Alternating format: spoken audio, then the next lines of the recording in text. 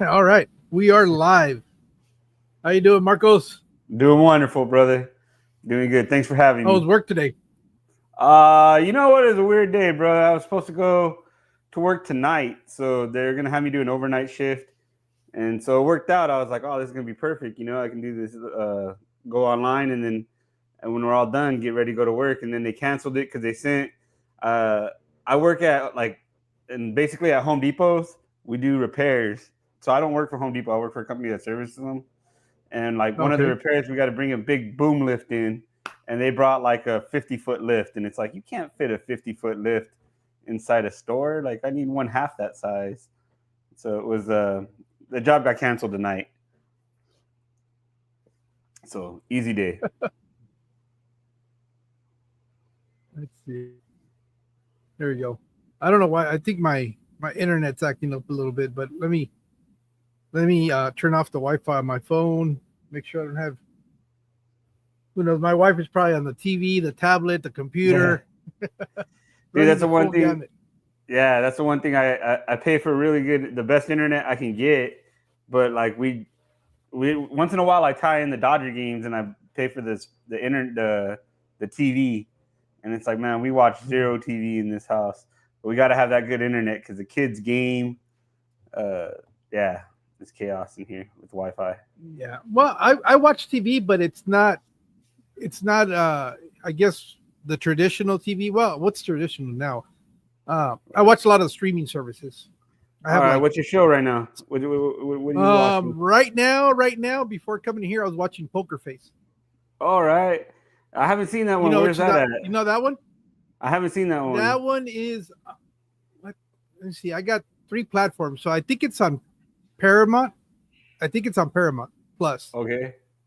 All And right. Yeah. it's pretty either that or Netflix, because I don't remember. No, I think it's Netflix. I think it is Netflix. Okay. Yeah. Right now And we're on. Me and my wife. We're doing The Last of Us. So that's the only mm, show. Literally, that's the only show we watch. We tune in on Sunday, and then I guess my wife watches a few other shows, but I'm did just you play always the game? busy. No, I didn't, but I remember seeing a lot of stuff about the game before the show came out. Like I remember back when it came out because that was like the first one for I think PS4, right? Like it came out a while back ago, I think and so. it was cool graphics at the time, yeah. And I don't think I never got into that game. By that time, my son took over the video game console, and he runs all that stuff, man. He ran me off of it. I used to always play, and then he'd be like, "Oh, it's my turn," and it's like, dude, I'm trying to do something here. And after a while, I was like, "All right, you can have the video game system, bro." I'm done. Yeah, I was watching that, and I'm finally catching up. I finished the last season of Yellowstone, which that was a big Okay. disappointment. But that's a whole different other thing. Um, and then I went back and I watched I guess it's 1883, and now I'm watching 1923, the second season, and I'm like in the third episode. All But right. I usually watch those um, during my night shifts. Night shift Okay. is where I usually catch those. That's where you got it. That's where it's So time. Do you do a job where you sit around a lot, well, or it's 8 hours uninterrupted. there you I'm go? sitting in front of a computer all day. Okay. That's literally what I do. I monitor some screens. So I'll split My the screen. I'll split the screen and have the one computer that I use it on is where we input our where we track our numbers, yeah. and that's the only one that's connected to internet. And I'll go in there, log into my accounts, and I'll catch up on all kinds of seasons, whatever it is that I want to Yeah. watch. My brother-in-law, he's a dispatcher. He dispatches trucks that go to the port of Long Beach and stuff, and he Mm. uh he does mostly. He says, "Oh yeah, like I work sporadically, and then the rest of the time I'm just playing video games or doing something else, passing the time." So it's good times, good Well, work video when you games gets a little bit more complicated because you get into it, and you then got you to bring can't. a console, Yeah, and I don't know. It's just to me, it's he, not he worth it. On the he's computer, lucky it's because easy to close a. he gets to work from home, so it made it easy for Oh, him. okay. Yeah, like when COVID Yeah, no, happened, he used to be on site, and then when COVID happened, they kept him at home, so it worked out. Yeah, and that's pretty much what I do. I kind of monitor some gauges, and we check because I work at a dam Okay, and that's cool. on the Colorado River, and what we do is we kind of control the flow of the water. So there's certain ranges that we're supposed to keep the elevation of the canal to be Okay, able to stay on order, all and right. that's what we do. We'll make adjustments according to what the necessities are. That's cool, man. My uncle, he's an electrician, and they were gonna before he got the job he works at now. He works at like I don't know, it's some kind of water treatment plant, and he's like the electrician on site there. But before that, he was gonna be sent to a dam. Like that was one of the jobs that he was looking at. But it was just like I don't know if he was gonna move out that way Probably, or what was his deal because it would have been like a tremendous drive, and he's not a driver like that. So yeah. he, Well, it depending on was it in California or I honestly, I think it was towards the state line, but I don't know exactly where. Like I remember he was looking so it into would have it. been on the Colorado River. It would have been by Vegas at Hoover Dam, and then from there the other dam is in Parker, and then from Parker, yeah, there's no other dam until you get to us, and Okay, then that's it. So that's wild. Nah, that's good times. That's a cool job though. You watch the gauges to what to make sure nothing's getting overloaded, or what are you looking for when you're looking at these gauges? ours is not a power generating dam. The Okay, Hoover Dam is. I think the one at Parker is also power generating. Ours, for some reason, is just more to control flow. okay, And but we we basically provide all the water for irrigation for the Gila, Mojave, Yuma water users, Mexico, and Imperial Valley. So there's 5 water districts oh wow, that we distribute the water to. okay, So right at our dam, there's like a whole bunch of different gates, okay, uh, like roller gates yeah, that'll send water to these different diversions, I other got you. canals. They So send it that's like what an we manage. aqueduct to each place, right? Yeah, they're aqueducts. That's exactly what they are. All right, And pretty so cool. we control how much water is going into each aqueduct. And then, but the most important thing, the real reason why we even exist is that the United States has a treaty with Mexico, and in there, by that treaty, they have to be able to send a certain amount of water to Mexico for year round, Oh and wow. that water cannot be short. They'll cut Oh, everybody else's water before they cut that water. oh wow. I didn't know So that. That makes that yeah, makes sense to why like you say they would cut everybody else's water before they got it. That's in the well, it's deal. a They got to treaty, do so right. that's anytime that's like the oh shit moment for Yeah. us. You can screw up a lot of other things, but don't ever screw that up because that Oh one wow. goes all the way to Congress, Oh wow. and they'll get a call over there, and that's not a phone call that you want to be receiving. That's That's the wild, one man. that you can make mistakes on all the other stuff. Not that they want you to make mistakes, but Right. they're more That's when you lenient. don't. I got you. Yeah, but you mess that one up. Yeah, You know that's what's crazy? serious. What's crazy about dams is because I'm a plumber, and I started. I at first I was a meat cutter. I was a meat cutter for like 15 years. I used to work for a company. I don't know if you ever heard of them called Stater Brothers Markets, Yeah. but yeah. So I was a butcher for them. Right after, right after I got hired, I want to say like a year later, they um, they went on strike, and nobody wanted to be Mm. a meat cutter anymore because it was going to be like 2 levels of payments. So like if you got hired before a certain date, you can max out. Let's say I think at the time it was like $18. You can max out at 18. And if you got hired or promoted after that date, you maxed out at 16. So a lot of people were like, "Well, I ain't gonna do that." And I was making like $6 an hour, so I was like, "Fuck it, 16 is better than fucking 6." So I signed up, and then they changed it. Maybe like 2 years later, they changed it to where everybody's back to almost back to normal. So I was a meat cutter for like 15 years, and then I just got tired of it. I left, and I wanted to make more money, and I got into plumbing, and so the way I got into that is someone told me to go join the union. And when I went to the union, they have you take these classes. Like that's part of, I guess, being in the union is you go to school. Yeah. And Apprenticeship. yeah, apprenticeship. And I did the 5-year apprenticeship, and it was cool. I mean, I got to work on some cool projects. I worked on like the LA Rams stadium. We built that. I don't know if you ever seen the graffiti towers here in LA. Like they have these towers. They're right across the street from the Staples Center, and they got a little famous because what it was like a project that they were working on, and then I guess the council member who's in charge of getting foreign interest to buy property in LA, and whatever that guy's deal is, whatever, he was getting kickbacks.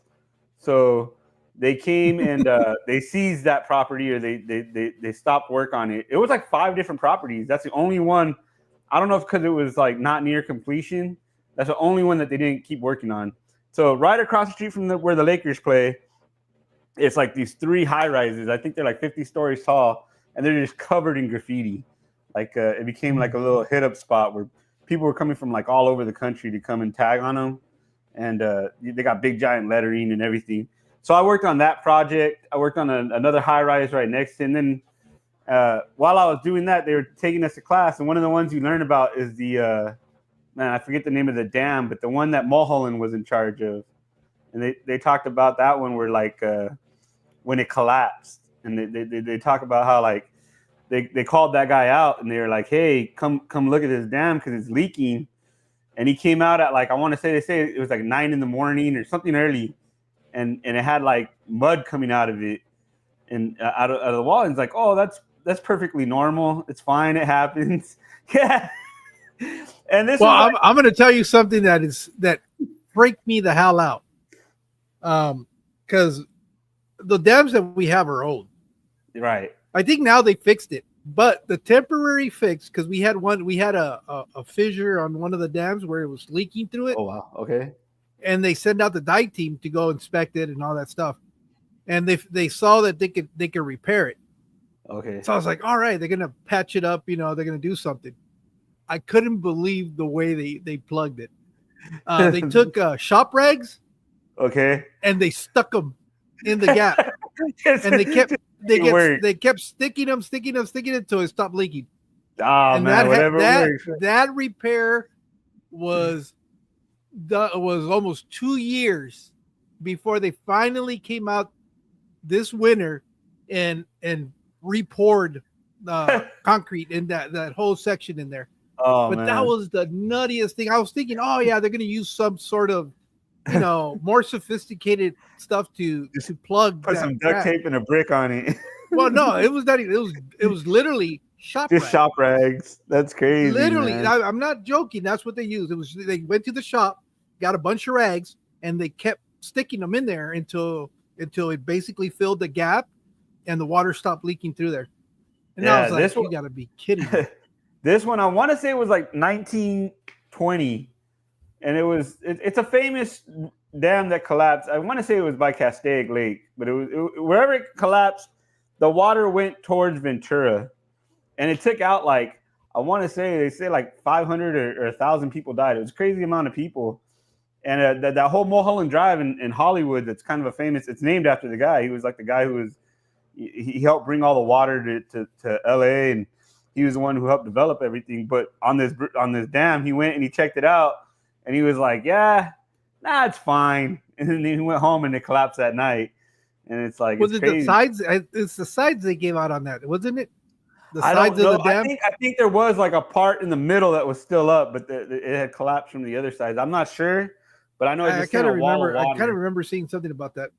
Because there was another one too. There's one in LA that it was a reservoir. I want to say that one's over in like more like towards by the airport. I forget the name of the area, but by Culver City, and they had a dam there or a reservoir, and that one the dam broke on that, and that caused a lot of problems over there. But yeah, it was just funny when when you're going through plumbing classes, you learn a lot about dams. They tell you all about them. Yeah, they're not a problem until they're a problem, because it's a lot of water when you're holding back. A lot of these a lot of these reservoirs have, thousands of gallons of water. So once they go, they're Man, there's no stopping them. that's what I worry about with the fish tanks, man. Like it's like I swear that keeps you up at night because you got yours, like you say, you have yours in the garage. Mine are in my living room. I got one in the kitchen. Really, the only one I worry about is this one, this 125 gallon, because it's just like, man, if something happens and it starts to crack, like, I don't know what I'd do. Yeah, I have one that I'm a little leery about right now because I hadn't noticed it. I have an acrylic, like a 55 gallon, but Okay. it's not instead of being a 4 footer, it's like 36 inches, and it's deeper. It's like I want to say it's like 18 inches deep, if not a little bit more. And I'm looking at it. I was wiping down the panels on the front, and when I wiped it down, I thought this seemed like it's bulging in the middle. Oh, And I'm kind of looking at it. It doesn't. I looked at all the seams. Everything looks fine, but I don't know why it seems like it's a slight bold. Slight. You can just kind of feel it if you you can't see it, but if you look at it, I got you can see. I mean, if you run your hand on it, you can kind of feel that it doesn't feel flat. Right. And I don't know if it's always been like that and I just hadn't noticed it, or it's something that I think it might be because I got that tank used. Okay. A friend of mine gave it to me, and I don't know if it's because it's in here in the garage and it gets really hot. I don't know, or it's just normal because most aquariums tend to bow out. That's why they have that strap in the middle. Like you look at the one behind you. Yeah, like the one right here has that. Those straps on the top are to keep the glass from bowing out too much. All glass tends to have a little bit of give. Okay. So I don't know if that's. I just hadn't noticed it until maybe yesterday. I think is when I was kind of looking at that. I was like, wait a minute, what the? And I was kind of looking at it. It's just in the middle, and I was like, oh man. If it goes, oh wow, it's in the garage. Yeah, that's what happened. It's not going to hurt anything. With my first tank. So what happened is one day my son wanted to get a fish tank. We went to PetSmart, and he goes, I want a fish, and this was barely like last year, and I was like, I think it was like New Year's, and I was like, you never taken care of anything like that. I was like, all right, whatever.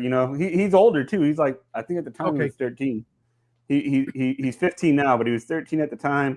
My daughter was like 10, and they each wanted fish. And my wife, we're gonna get him everything. So they bought all this fancy fish gear. They bought the colorful gravel and the decorations. And I told him, I was like, hey, you got to look into like how to actually take care of these guys. And so yeah, we went and bought their fish tanks. We brought them home, and then I got FOMO because we're setting up their tanks, and I already knew that they were going to give up on them. So I was like, I want to get one for the living room, and I'll take care of it, and I'll make sure. So when that happened, I started learning all about fish, and I YouTubed it because I wanted to make sure I kept them alive. The only other time we had fish was like betas, and they only lived for like 3 months. We didn't know what we were doing. And then one of the first tanks I got, it was a corner tank, and I found it, like you say, used. I bought it on OfferUp. It was, I want to say it was a 50 gallon, but it might have been a little bit bigger, a little bit smaller. But yeah, I brought it home and we installed it. I painted it. Everything looked great on it. I was like, oh, this is good. And we put angel fish. We put like random fish in there. It was like all these random fish. You go to the fish store, you're like, oh, this is cool. Let's get that. You don't know anything yet. And then one day I'm going to clean it, and my son comes by and he goes, is that a crack, Dad? And it had like this hairline scratch that went all the way up the front. And it was like, it was wiggly. It wasn't like a straight line. It was wiggly, like someone went and drew a line on it. And you can feel it when you couldn't feel it from the outside. You could kind of feel it from the inside. And it was just like, is this a scratch or is this a crack? And it was just like, you know what? That was, at the time, that was 50 gallons of water. I think I slept one night and I was just so nervous about it. And I gave it away. I put it on OfferUp the next day. I didn't even sell it. I go, you know what, man? If you guys want to take the risk, it's probably in great shape. It's probably just a scratch, but I don't want it in my house. And that's kind of what started buying all these other different tanks. You know, it was like, let me get away from that tank and I get. kind of live recklessly because I have a couple of tanks that are chipped on the corners, and they're pretty Oh, good sized chips. And oh, I'm like, oh well, it's in the garage. If it goes, it yeah, it'll goes. be You fine. know, I'll It'll be just have to good. clean it up. Yeah, But yeah, and it's been fine. It's been up there. Let me knock on wood because I my don't want to my drink my myself. butt. But it, My buddy, he gave me one. It was a 29 gallon, and I gave it to my uncle. He lives in back of me. We have like a kind of like a joint house thing, and he he put it in his house, and it was working fine. And then I think he saw like a little leak, and then being the handyman that he was like, "Oh, "I'll fix this," and he started putting like silicone. But I guess first, before he put the silicone, he took the old silicone off. So as soon as he tried to refill it, the whole thing just started just flushing out, and it's like, oh, never mind. oh yeah, you got to do the whole thing. You can do it. I mean, I've done it with aquariums. You got to remove not what actually joins the panels, but anything that touches the glass. And they have, oh, I think it's in my toolbox. They have little scrapers now that you can buy at Walmart. And it'll scrape the corner off, and then you come back in there and you clean them up. Lose a little bit of acetone or alcohol to make sure there's no residue, and then you just reseal them. It's pretty easy. It's time consuming to do it right because you got to make sure you remove everything else because silicone will not adhere to silicone, so it can't be anything. You just got to be clean glass. And once you do that, I've done that. The first one I did was a 55 gallon, and I was scared. I didn't know how it was going to turn out. But I did the whole thing because I had to get the frames for it. The black frames that go on the top. Yeah. I had to order those, and I resealed the entire thing. And that sucker is going strong still. It's like I made it new again. So I gotta ask, man, is it worth it? Like, it seems like it's a lot of working time for something like a 55. You can kind of buy for like $100, can't you? Like, yeah, it's but just kind of like a project to work on. It was one of those things where I'm cheap. I got I'm cheap. If I can save $5, I'm going to save $5. But the other thing, besides being cheap though, I wanted to see if I could do it. I'm kind of like getting my hands into things and figuring them out and stuff like that. So I did watch a lot of videos. I must have watched like 10 different videos on how to do it.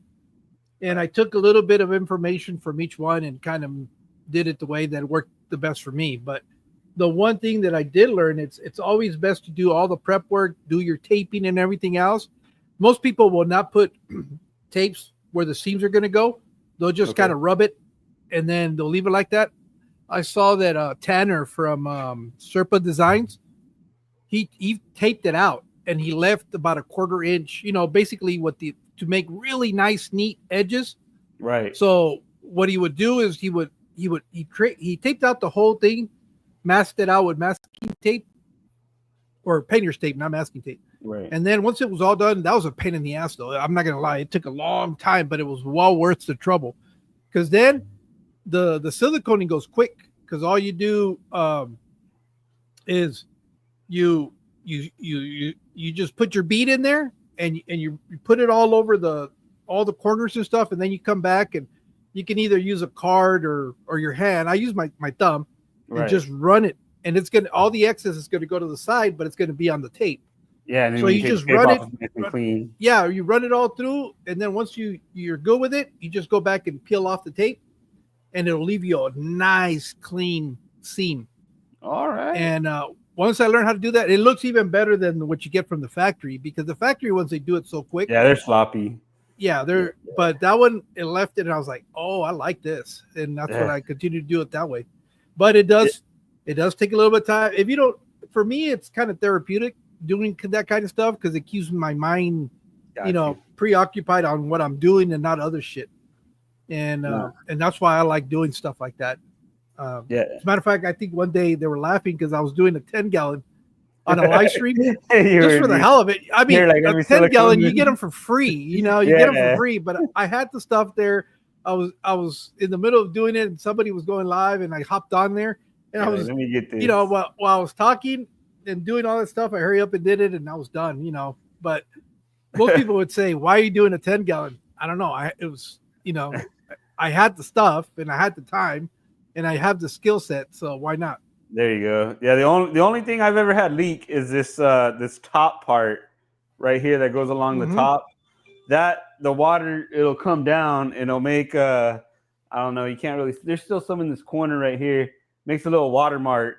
So it's never a whole bunch, but at first I thought it was just a fish, like when you get all aggressive and wanting to eat and you feed them. I thought it was that, but then after a while I go, no, it's leaking from right there. So I know exactly what happened. Is when they put it together, those plastic those frames, they run a bead of silicone and then they sit them on the glass.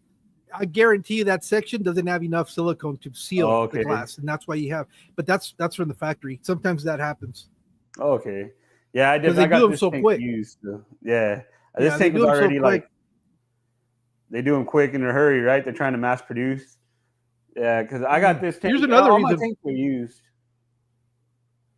Here's another reason why you might want to silicone something when they're hard to find. Like you, Mark from Pile Aquatics was saying that 5-gallon aquariums are, I guess, pretty hard to come by. So he does them. Okay, yeah, that would make sense. Yeah, yeah. It's weird. It's weird a how you preference see that. thing, to be honest. Yeah, it's weird how you were saying earlier about sometimes they're sloppy from the factory. I never knew how like shoddy some of the stuff you can get at the big box stores are until you really pay attention. The I went to PetSmart and I had bought like this 10-gallon tank, and it's the kind that has the little angled window, like it's kind of angled. And it looked cool when I saw it. I was like, I remember I was in Vegas because I was doing work out there, and I saw it there, and I was like, oh, I'm gonna buy that, but I didn't want to buy it that day because I was like, oh, that's all my wife needs me to bring home another tank, and she'll be like, oh, you go on a work experience and you're bringing home tanks. But I brought it home, I put it in the back, and I filled it, and I've been working out of it. I have my fish in there, and then like just the other day, I was looking at it, and it's like all the seams are off. They're not off by a lot. It's just like a little bit, and it's like, man, it was just like you could tell that they rushed to put it. Someone's gonna buy it. Just put it together. And the same goes for my cube. I got a cube that I bought from Petco, and like when you look at it, it looks perfectly fine. But when you actually like examine it, you're like, hey, this is just a little bit not as straight as it could have been. So maybe that's why people pay extra when they buy those real fancy aquariums. I don't know. Yeah, when you buy the fancier aquariums, they're not as production mass made. You know, it's not. They're making one at a time. You know, so they tend to be a little bit better, but not a whole lot. You know, let me see. We've got quite a bit of people that have shown up. Let me see if we can acknowledge some of the people that have joined us. Let's see. Let's go all the way to the top. I know Mal Fishcapades was the first one in, and Sam right behind her. What the hell? Let me see comments. I don't know what's going on with my computer. It doesn't like it doesn't like the heat. Oh. So it's acting up. We have Scotty from oh, wait up. What the hell? It's doing everything except what I wanted to do. Look at that. Yeah, computers in hot temperature don't do well. Yeah, no. Electronics and hot temperatures is not a good thing. Oh wow. You guys have been busy in the chat. It's funny. I didn't know that you could all the way to the top yet. Well, anyways, you're right. There's a lot of people. What was that? No, I didn't notice that I can see it on my side too. You can see the chat. Yeah. That's pretty cool. Yeah, Fishcapade. Why are we always yelling? The Koi Pit, Redneck Aquatics, Stan, Uncle Smiley Aquariums, Ed's Aquatics and Exotics, the Aquarium News Network, Tommy, Coral Works, Outside In Aquatics, Sweet Acre Koi Farms, Salient Aquatics, Lake Missoula Aquatics and Plants. Ben, thank you for being here. DJ Guppy Fish, Sal, Linda Worth. Let's see who else. Gabriel GNC Aquatics, Vinoski. Let's see. Let's go down. I saw some other names that I didn't recognize. There's a Rob. Let's see. Linda. Okay. I wish it. Oh, okay. Damn Aquatics. That's got to be Alex. Let's see. Who else? Oh, Joy of Fish Keeping. Jose, thank you for being in here. Drunken Chef Barbecue. Hey, how's it going, buddy? Thanks for coming in. That's from Lance's group of friends, the Smoky Barbecue. Let's see. I'm Empire of Dirt Aquariums. Jeff. HHD Hagen Hills. Ash. That burned. Oh, no good. Hagen Hills Design. Jake and Katie. Let's see. Who else? Make sure I'm not. I thought I saw a new channel that I hadn't seen. Oh, yeah. Any Fish Will Do. It's also here. He's not the Southwest Florida Aquatics is also here. Swiffle. Oh, Robin a Fishbowl. I hadn't seen that before. Thank you for being here.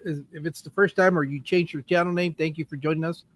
Kimco, Super 9 Polar Bear, thank you for joining us. Raising Fish, Scotty. Tommy.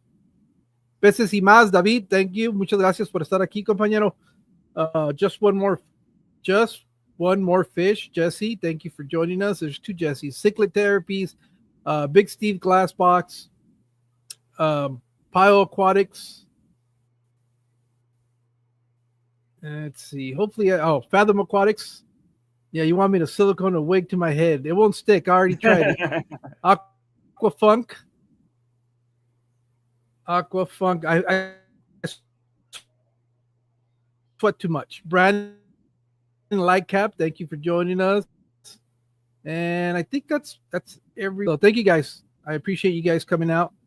I know we got into conversating, but if you want to take a step back and kind of introduce yourself a little bit. Oh, thank you, Alex. And it looks like Brandon and Jake. Oh, I love duckweed and algae. What's up? If you kind of want to give us a little bit of your background, who you are and where you're at, so that people that don't know you get to know a little bit about you. Sure. So my name is Marco. I'm a plumber here in the city of LA. You know, I work for a company that does service plumbing. So from that, you know, I used to be a butcher. I have a lot of experience with that kind of stuff. Now, I used to be when I started with YouTube, I used to really be into fighting, like to MMA and boxing. That's how I started with YouTube. That's how I invested all my money in gear. I used to interview fighters. I used to take photos of fighters. I don't know if anyone knows who Anderson Silva is. I used to do his son's shows. He used to do kickboxing. He used to work for a company I used to fight for a company called Fighters Rep. I used to work closely with those guys. And then from there, I just didn't like the industry. It was real negative. So I got out of it. Like I stopped going to the shows as much. It's weird. Like, you know, you're supposed to be getting paid to do some of this work. And I was only getting paid by one company. And then sometimes I didn't mind doing it for free, but then the company would want to control what you could put out. So like, let's say I went to a boxing match, I would just get a press credential. But if you put something negative out, then they would tell you to take it down. They wouldn't invite you back, stuff like that. If it was weird. Like a good example is Anderson Silva's son. He got knocked out, or one of them knocked out because he has two sons. One of them knocked out a guy, and when we posted the video, because I used to help run the account, the Instagram account of this fight promotion, and the video went viral, and we posted it and everything.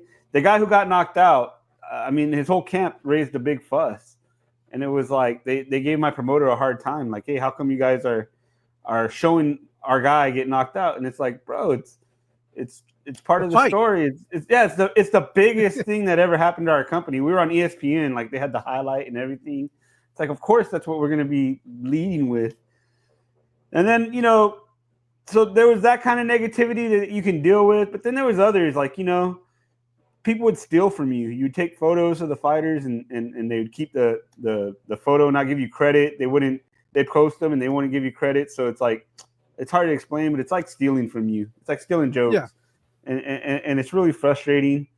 And then with promoting, like I used to do a lot of like promotional videos, and like some guys are really into it and they want to learn, and some guys want to promote themselves and make money, and some guys don't. And I was getting sent to like do promotional videos from the kickboxing company to guys who just didn't want to do it. And you felt that vibe, and eventually it became like a disagreement between me and the kickboxing promoter, because he felt like the video should be better. And I'm like, hey, you got kids that don't want to do this. I can't help them. You know, it's like I can only do what I can do. So then I got all the way out of that. I was doing interviews on for fighting on my channel, just independently. But it's such a small market. It's such a small niche market that I didn't really I didn't want to keep doing it. I got a lot of things going on. I got a wife and kids. And then I got hooked into fish, man. And this became my new passion. It started with one tank, and now I got 7. And I got all kinds of different fish. You know, every tank's a different kind of tank. You know, I've learned a lot in a year. I've only been doing this for like a year and a half. And I enjoy it a lot. This is my time to chill out and relax whenever I got to do my water changes. And so it's got its own challenges, you know, like just yesterday or today, I realized that one of my tanks, something's wrong with it, and I'm having fish just suddenly die. So we're trying to work on that. We're trying to figure it out little by little. I did a water change, or I did a filter change and a cleaning. I took out the filter floss, and all of a sudden, you know, 1 or 2 fish died. So I go, oh, maybe the cycle crashed, you know, but it's not that. It's something else. And I'm just every day, like 2 more fish have died. And so trying to figure that out. That's where I'm at in my hobby. So learning how to deal with all the different fish and learning how to deal with all the different problems. Yeah, I don't know. Sometimes just fish die because they die. I mean, that's a conversation Aquafunk and I have always had. You know, we were talking about the other day. At what point do you decide how much medication you want to medicate on a fish? You know, when it's, you know, because sometimes just buying meds to treat a fish is 3 or 4 times the cost of the fish. Yeah. And at some point you have to make a decision. Is it more logical just to buy another fish, or is it something where, okay, this fish is definitely something that is worth trying to save? But that's a thing that you personally have to make that determination. Excuse me, sorry, because it's going to be on what value you're placing on that fish. Right. Like, for example, guppies. If I have a guppy that's doing bad, I'm not gonna try to save it, you know, because there's plenty more where that came from, you know. So if it's one guppy, it's a whole different. If you have a whole tank that's having problems, then you got to see what's going on. But trying to save one fish, you know, trying to see if you can do that. But if you have, for example, the puffer, you know, puffers are a little bit harder to come by. They're a little bit more personable. They tend to be more of a mascot. It's kind of like when you get into the bigger fish, you know, like a single Oscar. That's the whole thing that we've talked about. And I think that's why I tend to be a little bit more disconnected, I guess, because most of my fish are real small fish. Got you. And, you know, they could care less if you're there or not. They're gonna do their thing. But if you start getting some of the bigger fish that seem like they recognize you, they interact with you, and it becomes more than just keeping a fish. It kind of becomes a pet. That's where it's kind of like, okay, I can see where people don't want to lose that fish or whatever. But Yeah. most of my stuff, it's genetics. Sometimes, as long as not everything in there is dying at the same time, a lot of the times it's just, weak genetics. So these fish are so inbred Yeah. that you're gonna have situations where they just kind of die out of the middle of nowhere. Aquafunk's got jokes. He put Oh yeah. when I said that I didn't like that it was such a small niche market doing fights. He goes, "Oh, it's good because you're gonna get tens of views every minute on." Yeah, on this hobby, you thought the boxing side was a small niche. This was even worse. But you know what? It's positive. Like I mean, I guess if you go on like certain things, Facebook is like bad in anything that you try to look at. You'll get some negativity, but for the most part, most people are positive. It's like everything. You're gonna find people. I'm gonna be honest with you. In general, my experience, I haven't had a bad experience. I've had a couple of people that try to troll me, but because I don't care, Right? I really don't. I always tell them, "Oh yeah, you're right," and they don't like that. When you tell them, "Oh yeah, you're right," they don't like that, and they'll leave me alone. Right. Because it's like, all right, but if you get there and you try to argue with them, oh, they love that stuff, and they'll lean into you, and they'll come after you. But most of the time, I really don't. I could care less what somebody I don't know is trying to tell me something. Somebody that I know is different because they might have an opinion of what's going on, and they're not trying to be, mean about it. Maybe they're trying to point something out that I'm not seeing. So I'll listen to that. But speaking of which, I guess Brandon got a little bit sensitive because I mentioned everybody except him. So Brandon, ouch. I see you.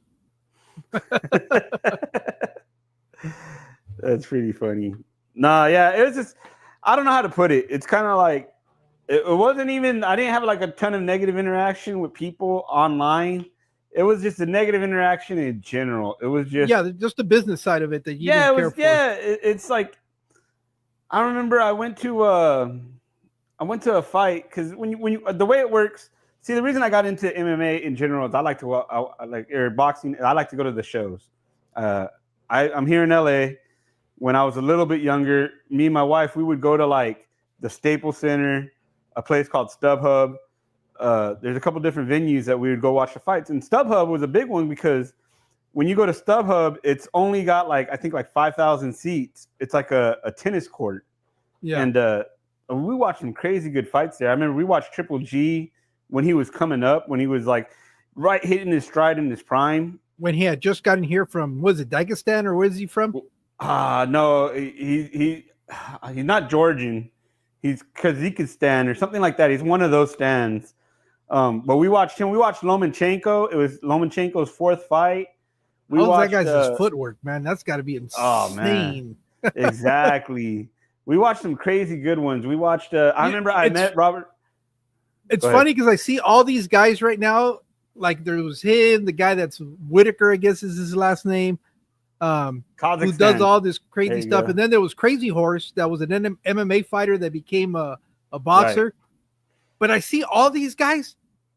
The first boxer I ever saw do anything like that was Jorge Maromero Paez. Okay. Jorge Maromero Paez to me is the godfather of that style of boxing. That movement, that with the crazy footwork that it seems like they're playing around, but it's just they have this insane ability with their feet to be able to dodge punches. And I remember listening to an interview that he did, and one of the things, because they asked him, I said, why did you always put your hands down? Because he would put his hands down to the side and kind of lean forward and evade the punches. He goes, well, the thing is, boxing has really changed. He goes, when I was coming up, the big deal that they taught him was how to evade punches. And once he learned how to evade punches, they taught him how to punch. He goes, and most boxers want to learn how to punch first, and they never really learn how to be defensive. And he goes, so all his career coming up when he started boxing was don't get hit. Don't get if you don't get hit, you won't lose. Yeah. And that was his philosophy. And into that he kind of he says, well, why did you do all this, gyrations and dancing and all that? He goes, well, because I wanted to give people entertainment. Right. And I tried to give them two shows. I tried to give them my, all this movement and crazy stuff that I would do. Plus, I wanted to put on a good fight. And he was from the time where they were going 15 rounds. As a matter of fact, he was the very last fighter to have a 15-round championship fight. And it was down here in Mexicali. That was like in the 80s, right? That would be like the 80s. Yeah, it was like 80s, mid to late 80s, early 90s. Okay. Yeah, it was funny. Real quick, Aquascape, I believe, asked if these were real plants. They're not. It's just a background. We used to have somebody was asking about your mic. What mic are you using? Yeah, it's a DJI Mic Mini. I actually invested in this because I don't know if it sounds good or not, but I definitely I was doing all my videos that I was making from behind the camera and doing voiceovers, and it is what it is, but I like to be able to be in the video and point stuff out. I really don't care. I'm just doing this to show my fish so I can keep track of my fish later on. Really, there's a guy, a cichlid charmer. I'm sure you probably heard of him, but he even came out with the video right after I started making the videos. And it's just like, hey, document your fish because they're not going to be this forever. It's going to change. So I wanted to have a place. YouTube has the best way to store videos. You put them on there and they're there for life. So, but I got this background. We changed the tank. We put black diamond blasting sand. It used to be white with a black background, and I was like, all right, let's change it up. But I like it for being. Did you notice a change in color of the fish because you put a darker substrate? Yes, you see it, especially with the darker fish got darker, like the darker color fish. Now there's a couple in here. I don't see them right now, but there's a couple that they had like some hints of blue and it was white, and now they just look black. But when they're happy, the color comes out a lot more. But the natural color is to like hide and blend with the ground. And I learned that's for like safety when they're out in the wild. They learn all that to like hide from predators.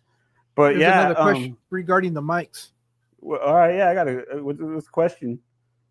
Is DJI Mic Mini better than the Holland? I think they're the same, boss. When I was looking it up, I was going for price. I'm not gonna lie. I'm cheap. Like I already have. You're speaking my language. I mean, I like to invest in stuff because I like to like make sure I have the best quality I can afford, if you can understand that. So I have like a blue mic, but I'm not gonna walk around holding the blue mic, those ones that look like a big dildo. I don't want to walk around like that. Yeah, those are Funk's favorite mics. Yeah. So I was like, hey, let me look into this. I always see the people with the baseball cap and they put these on. So it's like the kickboxing promoter I used to work for, he used to want me to get one like this, but they didn't have this technology until at least not affordable back when I was doing those interviews. I remember it was like $300. These came out, they're like half that price.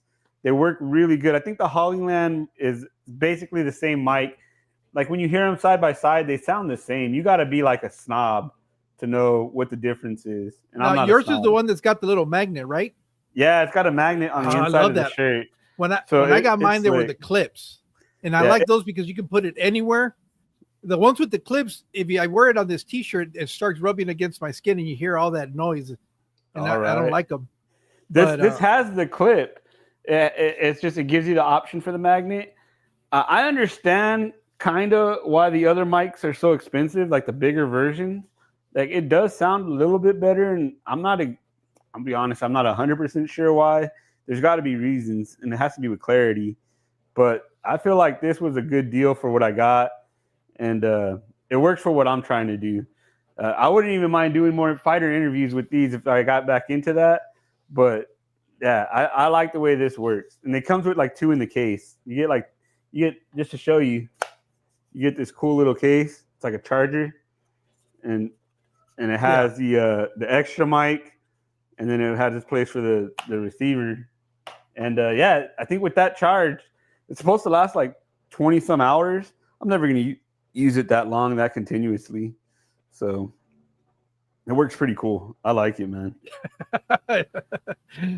Jeff Kane says he doesn't think the magnet would work on his beard. I think it would. You never know, man. Yeah. You got to charge it up. Yeah, it'll clamp it down pretty good. That's pretty funny.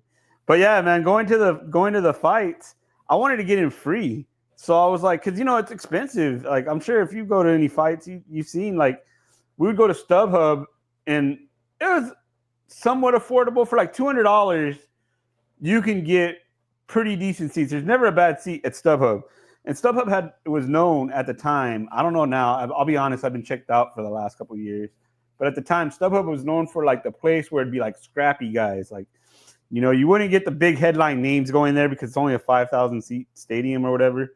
But you would get really good wars. I think Rafael Marquez, and Israel Vasquez had like 3 wars there, and I was there for a couple good fights myself, and I was like, man, I want to get in for free. How do I do that? And so I looked it up, and it was like you could get a press credential. I remember it was like a press credential. If you get a press credential, you can get in for free. I think there was like a YouTuber that went and did something like that. And I was like, well, that's what I'm going to do. But I'm not going to cheat. I think he did it like just to get in. I was like, I'm gonna pretend, you know. So I went to Best Buy, bought the cheapest camera they had that looked professional. And I remember I got it. And then it's like, okay, I set up an Instagram page. And I had all these ideas. And then I was going to do it with a couple different friends. And we were all going to like get together. But at first it was my idea. It was like, all right, let's just get into the fights for free. And then it was kind of like, well, what do I do now? So I watched some fights on Telemundo, or I don't know, it was one of those Mexican channels, and it was a Golden Boy event. So the very first boxer on the card, you know, I never heard of him. I was like, you know what? Let me see if he's got an Instagram, and I'll DM him and see if I can get an interview with him. We'll see how it goes, you know, because you got to start somewhere. So some random guy that was fighting on the card, his name's Ivan Delgado. He worked for, or he didn't work for it. He was on the same team as, I don't know if you ever heard of Leo Santa Cruz. Have you ever heard of Leo Santa Cruz? No. So Leo Santa Cruz he was a 20-pound champion for a long time, like 22, or I don't know. Those weights are kind of weird. It's like 119 or 122, but he was a champion for a while. He actually, his biggest fight, he got knocked out by Gervonta Davis.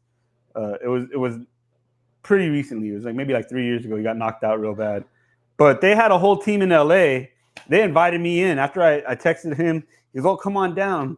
So I got to go down there, and I met all kinds of boxers. It was cool.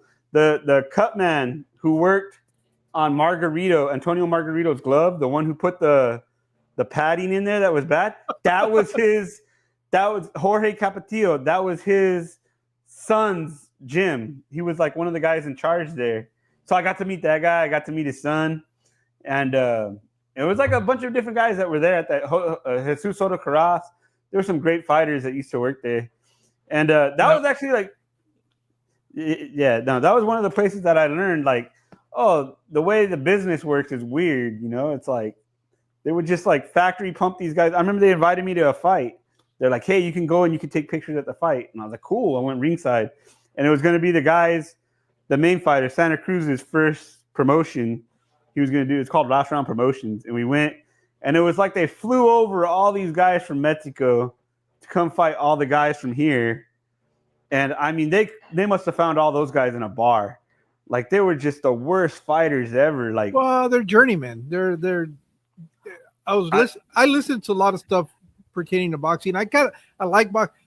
It's one of those things where I've gotten more into it the older I've gotten because I understand it more. I used to watch all the Julio Cesar fights. I used to watch all the La Hoya fights, and all that stuff. But when I was much younger, I would see them fight. I knew there was a fight, but I didn't really know the sport itself.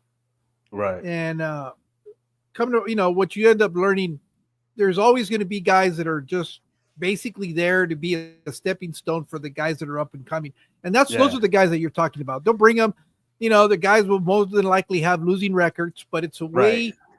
to give a guy that doesn't have experience to be able to, it's a little bit of And competition, but more yeah, than likely they're going to win. and It's that was the designed to be idea. that way. That Yeah, was that the was idea. kind of the idea. That was the idea, though. It was designed to give them experience. I think one guy went 4 rounds. Everyone else lost in the first round, or like they all won in the first round or second rounds. They were all short fights. So in a way, that was good too, because like when you're at ringside taking photos, you think like, oh yeah, you're gonna get there and you're gonna get... No, it's like real business. Like there's always a lot of people there because they got to cram. You gotta understand the commission has to sit ringside. The judges have to sit ringside. The promoter usually sits ringside, and the television crew usually sits. So there's only like a small area for the photographers, and the whole time you're like this with your camera trying to shoot. So I was glad that it was only like 4-round fights and they were quick, because I did one fight that was like a long card that was, bigger names, and it was uncomfortable the whole time. But yeah, I learned from that. Like from there, I learned all about like boxing and getting into it. And after that, it was like, okay, let me get into MMA. And the same thing, the MMA scene's way easier. If you ever wanted to get into anything, if you ever knew anyone that wanted to get into like that kind of interviewing fighters or taking photos at fights, getting into free, doing promotional videos, do it the MMA route. Boxing's kind of, it's got a group of people that are established, and they don't like outsiders coming in as much. It's hard to describe, but it's kind of like, it's not hard to describe. Yeah, you don't want them spilling the beans on what really happened. They're going to have people that they know is going to work with them. Yeah, well, like a good example is like the first time I went to the gym and the guy's shooting everyone up in steroids. It's a different gym than what I'm telling you about. And the guy's shooting everybody up, and it's like, what are you guys getting? Oh yeah, we're getting vitamin shots. It's like, oh, I guess you are. It was Mexican weird. Supplements. Yeah, exactly. Mexican supplements. Like, it was like, all right, but yeah, with MMA, you can go, and I mean, they're inviting you to come, the promoters, because they look at it like free press. A lot of them do, and it's like it's free pictures, it's free whatever, and that works as fine as that's the way the deal was. What's bad is when you start getting into the people that they want control. Like they'll say, okay, we want to put out the picture before you put it out. And then I remember I took these really dope pictures. I got a brand new camera. I went to this event. It was a Muay Thai event. And I got it was like 4 or 5 guys, got real bloody. It was made for great photos. But the guy told me, he goes, oh, don't put out any of the pictures. So I'm sitting on these pictures for like 3 weeks. And it's like, hey, what's going on? And it's almost like a waste of my time to go out there, because I'm hoping with those photos, I'll be able to get more shows, bigger shows. And that part was no fun. Now, as far as your experience with the camera, is that something that you gradually gain experience as you were going, or did you actually have some sort of formal training or just self-taught? What's the deal with you and the camera work? That was 100%. It's 100% the same as fish keeping. Learn on the job. You make a mistake, learn from there. When I got started, I got started in 2016. So I actually, the same summer, the next summer, I started plumbing, and I went to school, and there was a guy who did video editing, and he told me, he goes, I go, why'd you become a plumber? Why not stick to video editing? And he said, because anybody with a laptop now can learn to do that. And that's basically, yeah, exactly. You got a phone, you got a laptop, a tablet, you can do what, 80% video editing is, like you want to get down in the minutia and get crazy. Like, I'm sure there's a lot you can learn, but for basic stuff, for like stuff for YouTube, stuff for promotional work, you can do it on your own. You can learn, you can Google it. Well, and that's what with the advent of AI, you can just upload a video and AI will do a lot of the stuff. Yeah. Alex, it's funny. The reason is because he's a big time. He loves to edit stuff. He does some really good job on his editing, but he's also like a person that's really into cameras and filming. He does wedding pictures on the sides and stuff like that. So So he's kind of my go-to guy when I have a question. Not that I ever do a lot of editing, but him and Funk are the two guys that I'll hit up and say, hey, I want to kind of do this. How do you do it? And they're the ones that'll feed me It's information funny. on that. Yeah, like GNC Aquatics, he just brought up. He was like, my wife bought a $4,000 camera and still takes pictures on her phone. One thing a lot of people don't understand is that your phone will take way better pictures for you than a $4,000 camera, unless you really know how to use that $4,000 camera. Like your phone, the AI and the technology in your phone is way better at telling you what you think that image should look like. It makes corrections on there. It burns the image in. It wherever there's some smudges, it'll pick it up. Something's out of focus, it'll fix it. You get these fancy. I had a Canon R6. That's about as fancy as I got. So that was like a $2,200 camera, and it was all brand new when I got it. But it was like, if you didn't know how to use it, the pictures suck. You got to really learn there's basic concepts that you got to learn. It's just like the cycle. It's just like learning the cycle for a fish tank. You got to learn the cycle for how to take a good photo, because there's like different stuff that you got to know about light, plus the aperture, plus all that, and otherwise your photos won't come out. So yeah. I think what it is with a professional or camera, a camera like a camera for photographs. It's the image is raw, so it allows you to do whatever adjustments you want on it. From what I understand, this is from talking to Alex, and that's the advantage.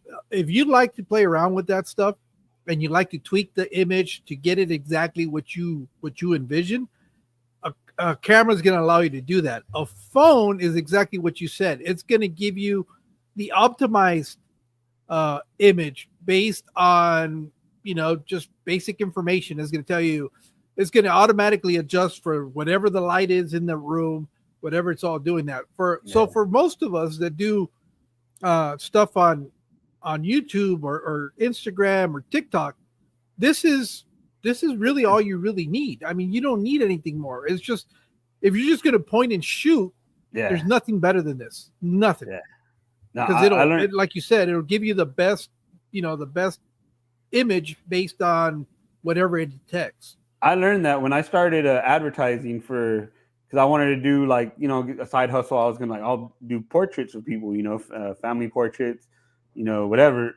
And I learned real quick, people, they don't have the right idea of how much it costs as far as to do why it costs so much to go get your family portrait taken. And it's because it takes time. There's time set up, time to get over there, do the photos, process it. It takes time to come back. You got to edit the photo. Every photo's got to be edited. You can have a preset, but people will know if you're using a preset and all the photos look the same and they're not happy about that. So I mean, there's a lot of time and effort, and people that try to haggle with you especially when you're first starting, you're trying to get customers, and it's I remember I had a good deal. It was oh, okay, for $100, I'll give you a half an hour, and whatever I take, I'll give you the best pictures from there. If I have 50 good photos, I'll give you 50. If I have 5, that's what you'll get, but they'll be all good. Yeah, lighting is 90% of it all. It's true. Yep, 5,000. What he's saying, what Fathom Aquatics is saying, is 100% right.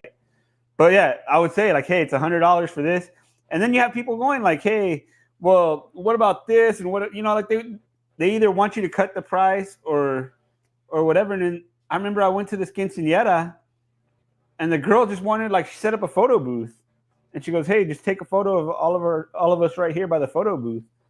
And I'm taking it, and it's just this is you're paying me $100 to do what you could have done. One person set up a camera, a phone, and the photos are the same exact quality. So it's wild, man. It's it's wild how technology is so good. I don't mean that in a bad way. I mean, you could have saved your money. You don't need a photographer nowadays.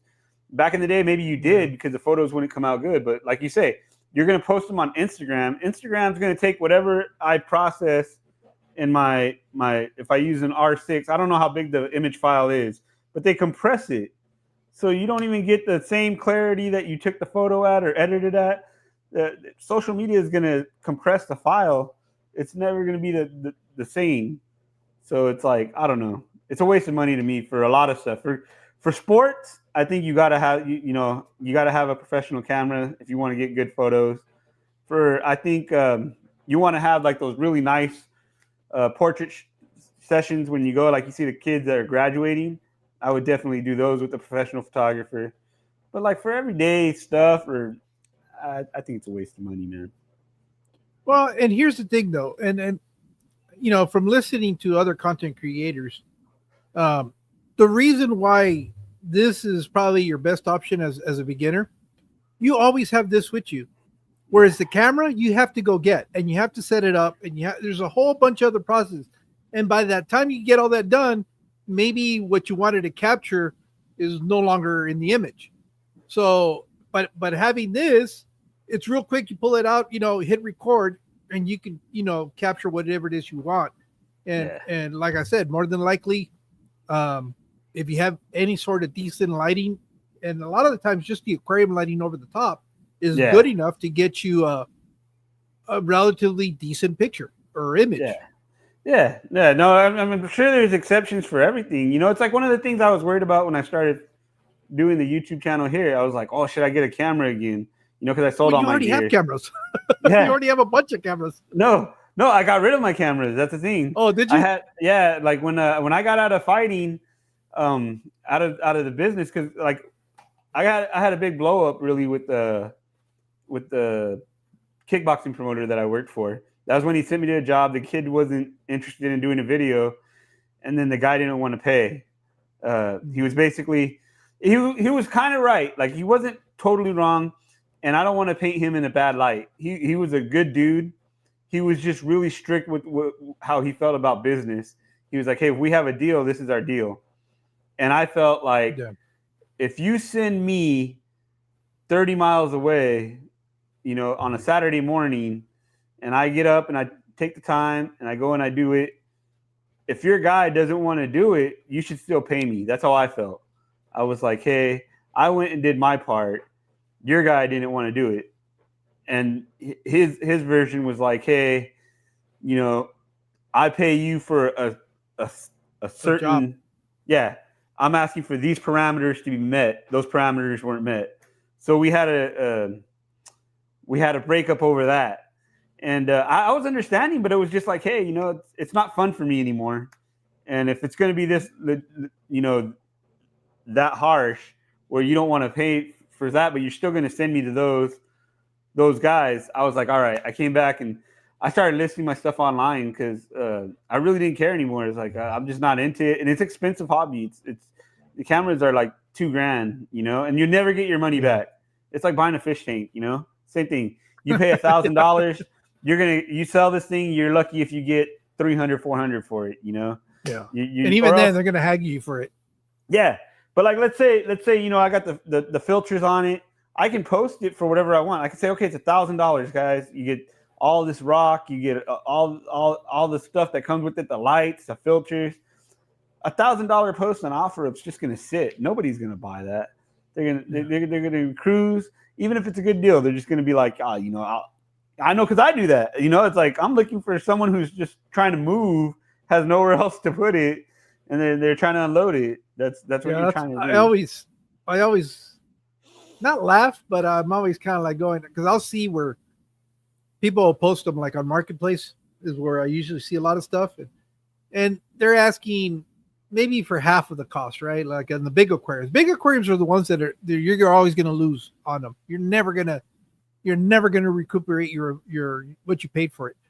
And anything over a 55, you're losing money, because they'll want to, a 55 is what, like $170 or something like that, like $200, and they'll want to get like 150, and I'm like, sorry, dude, you're not gonna. I don't say nothing, but I'm kind of looking at there as like, yeah, good luck with that.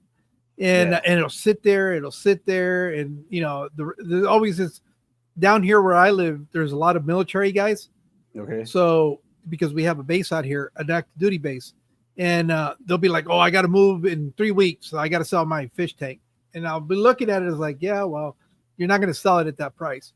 And Yeah. sure enough, it gets to the point where they have to leave, and at that point it's kind of like, just come and get it, Yeah. and it's yours. But yeah, in this hobby, you'll be lucky if you ever recuperate a 1% of what you spent. Yeah. I think there's a lot it's of not going to hobbies like happen. that. I think there's a lot of hobbies like that. I think even like I remember watching Pawn Stars, and the guy who does the cars, counting cars. He would talk about, like, he's like, dude, it's a labor of love. Whatever you put into it, that's your car. When I buy it, I'm buying it for the lowest price I can get it for. I don't care about your labor of love, and that's just like with the hobby. That's what they look at it like. Oh, it's a glass box. I'm trying to get as cheap as I can, but it comes with the deal. But that's how I shop too, so I can't even be mad. When I put stuff up and I get haggled, and like you ignore most of them. I remember the best example was my son had skateboards, right? And I put them up, and I remember he got out of skateboarding right after Christmas. Like, he dropped the hobby completely, and he had 2 brand new skateboards, brand new decks, new wheels, new everything. And these were nice ones. These aren't like Walmart boards. Yeah, I was gonna say the whole skateboarding scene also gets pretty expensive real quick. Yeah.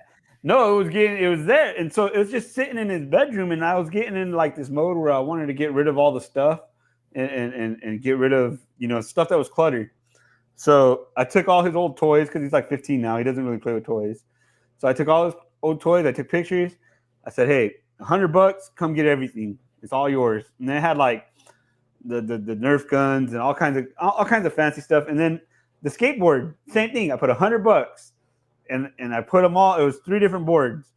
2 of them that were like built from. One of them was 100% built, ready to go. One of them had all the parts there, and you could just come pick it up.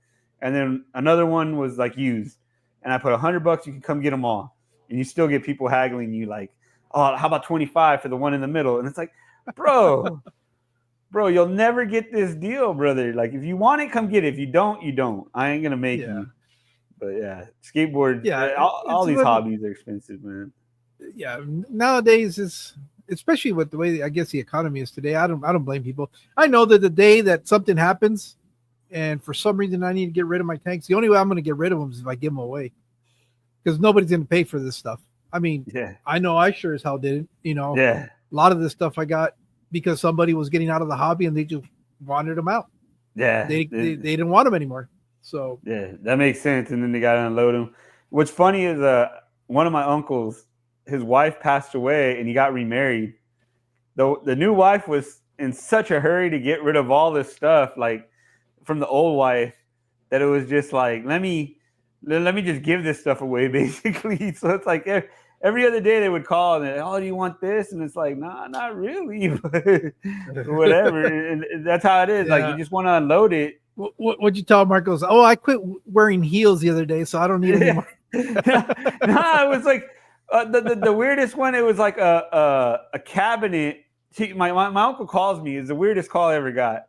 He calls me up and he's like, hey, my daughter at the time was like 10, maybe 9 or something like that. And he goes, hey, we're gonna give away these horses, because she had like a horse collection.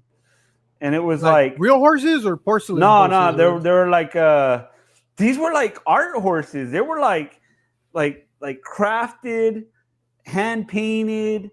They had receipts for like $1,000 a horse, and they were like, hey, here you go. And it's like, what are you gonna do? Like, they didn't go with anything in our house. My daughter doesn't want like horses in her bedroom, but the new wife, she was like, please take these off our hands. We don't want them no more. I don't want them in my house no more. And my uncle wasn't attached to them. He was all happy he got a new wife. And nothing bad. It was like he just fell in love again.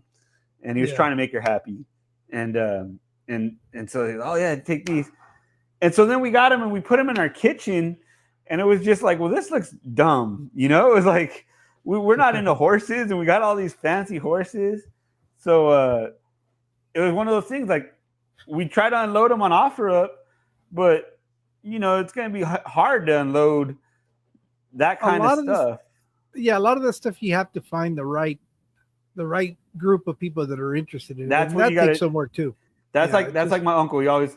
I have a couple uncles. My other uncle, we have like this old Chevy carburetor, and he's like, "Oh no, this carburetor right here, this is worth so much money, and you should list it." Like, who the fuck's gonna buy that old Chevy car? Like, I know there's somebody that will pay what it's worth. yeah. But you gotta find those buyers. You gotta you gotta figure out who they are, and then you can advertise them.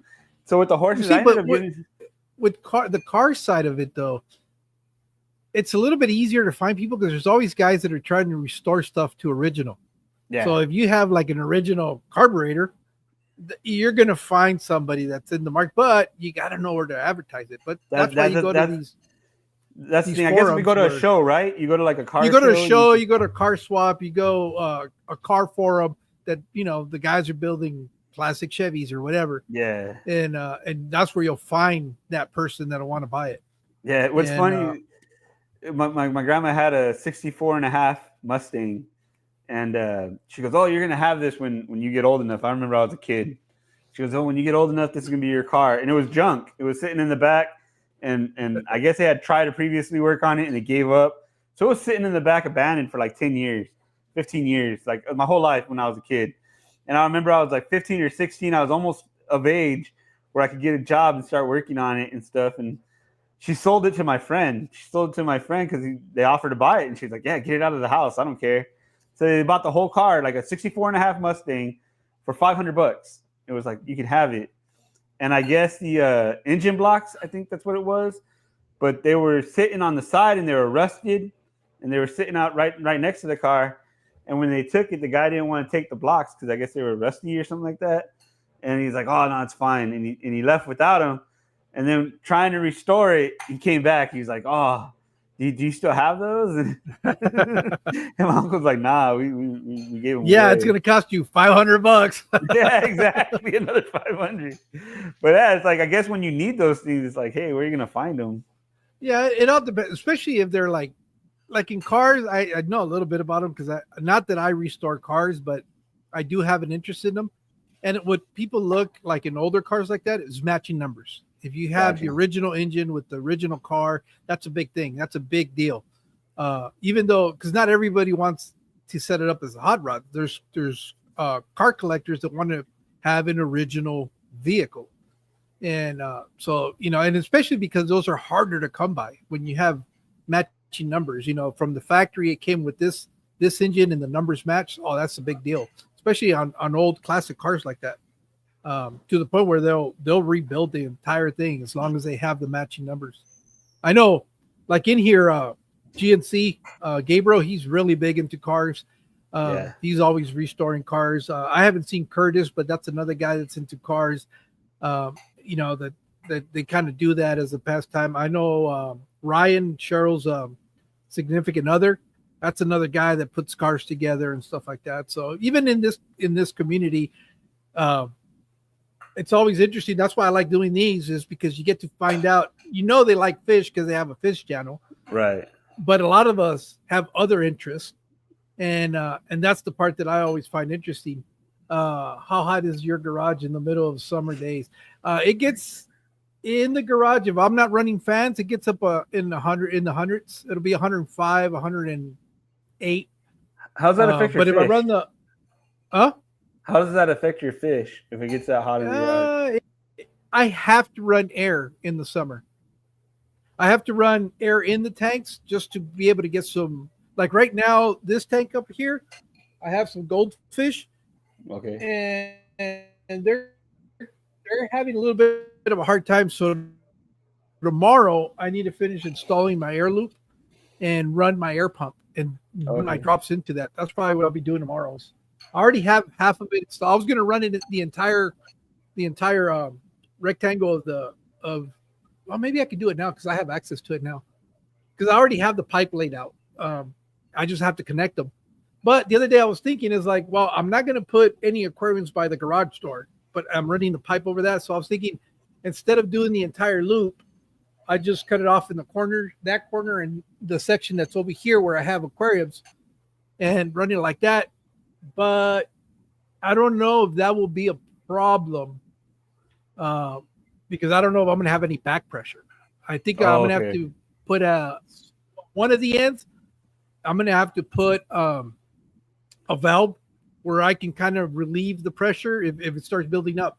It might be that my pump is not even big enough for all the aquariums because I have an Right. Alita 15A. It's a small one. It's not like the regular linear pumps that you see that most fish rooms have. Okay. But I have I have a little pump right now that is running 1, 2, 3, 4, 5, 6, 7, 8, 9 airdrops, and I think I could and 10 because I off of that little pump I run even my brine shrimp hatcher, so Okay. that's 9 airdrops. But I'm sure that that pump there, I wanted to use it so I can get rid of that little small air pump. But I might not even. I might just leave it there, set it up so I can run all these racks that are back here and the other aquariums that are over here, and run it off the Alita. And I think it'll be enough. If That'd be not, cool. if not, then I'm gonna have to get that Saline Aquatic.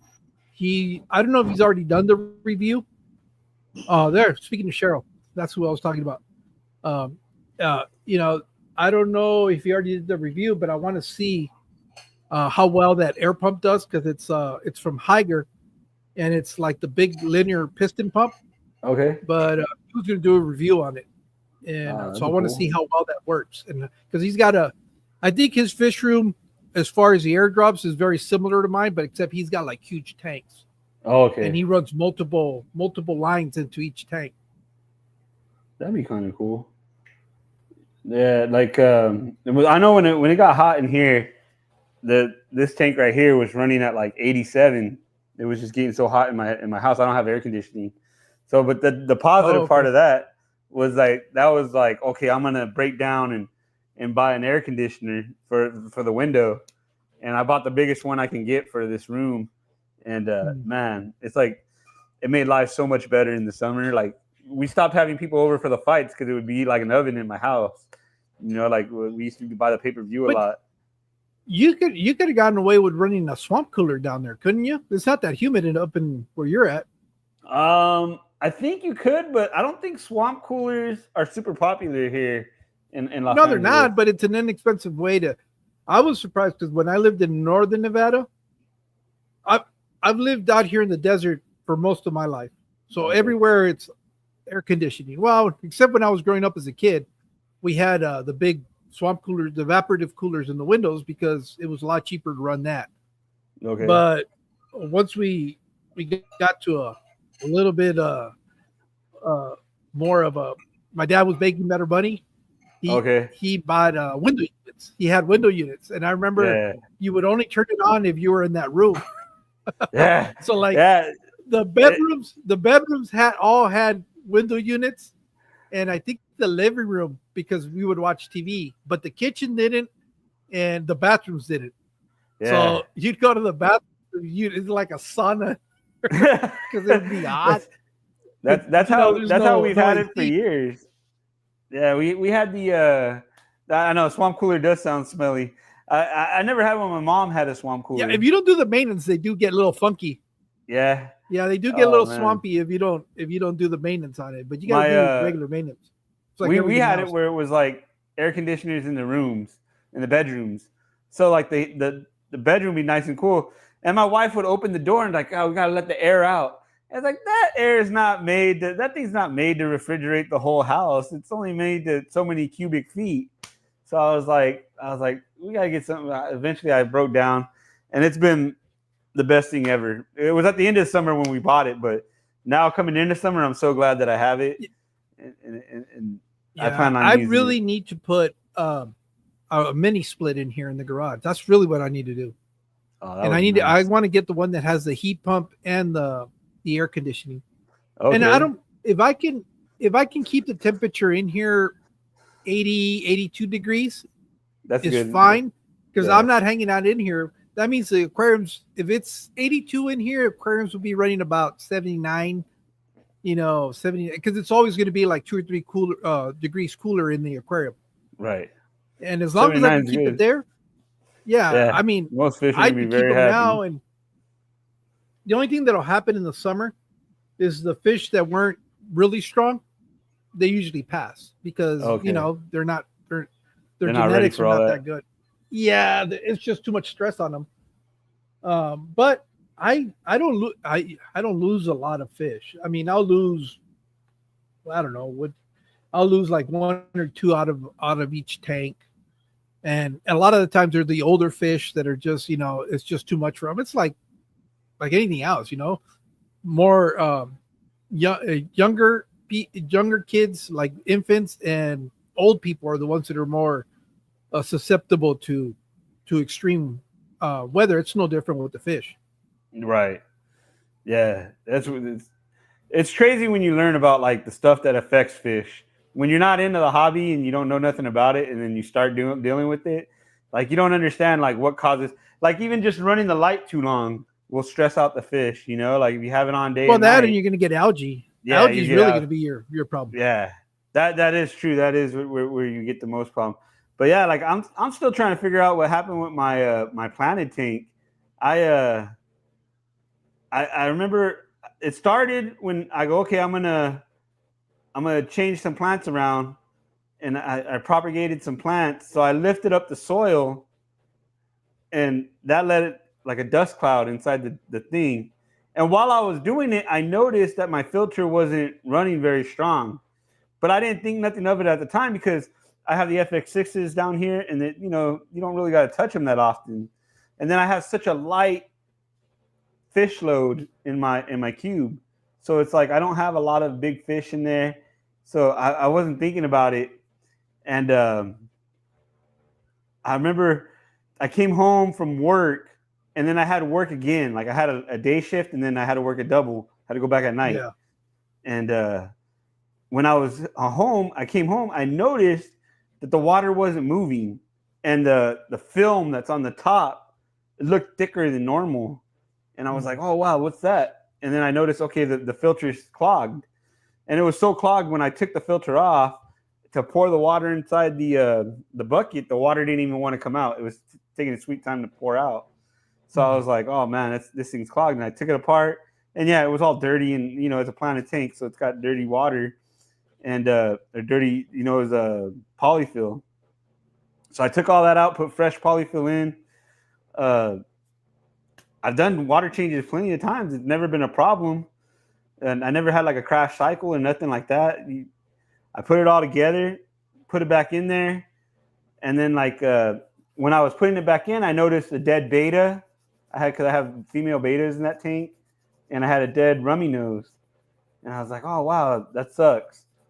And then the next day, a couple more dead betas, not enough dead beta, dead rummy nose, and then I had some other kind of tetras, some diamond head tetras, and those I had like, I mean, it's not like a lot, it's not like all of them, it's like one or two are dead, and the next day like one or two are dead, and then today I noticed like I was like, hey, I don't see my other beta in there, and I saw it floating at the top, and I was like, oh man. So I actually found both of my other betas that I had bought. I had bought like a replacement beta. I didn't think there was anything wrong. I thought it was just a one thing problem, but they died. So yeah, little by little, I'm trying to figure out what the issue is. And we took I tested it. Now, But did you notice that the water flow improved when yes, you took it? Did? yeah. When I cleaned it, it went back to normal. I would say How normal. old are those betas? The betas, they weren't old at all. They were like maybe one of them was 6 months old, and then the other ones were brand new. I just put it in or no, the other one was like 2 months old. As far as like when I got them from the store, I don't know how old they are when they're at the store. Now, where'd you get them?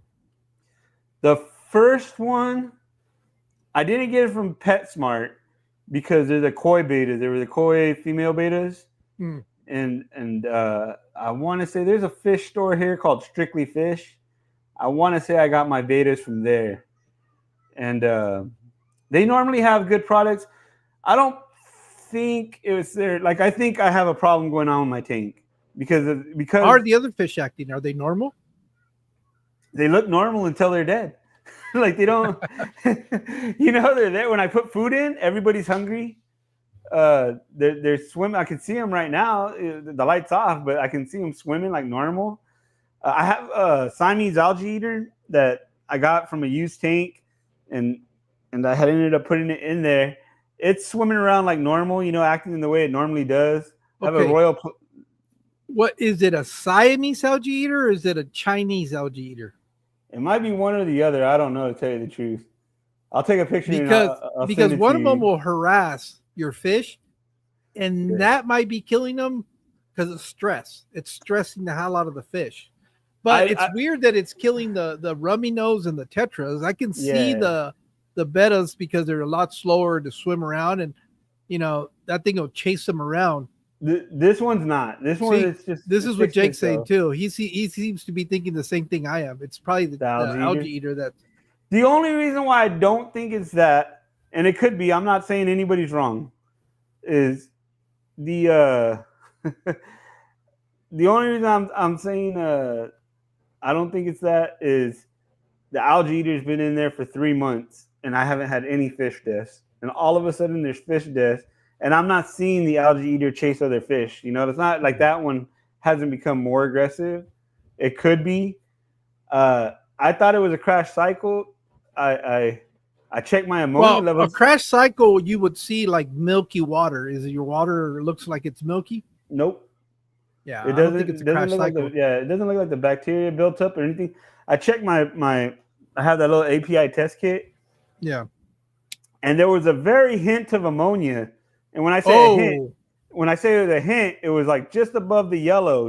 Like, and I yeah. asked, Ammonia will kill your fish, though. yeah, it'll kill, right?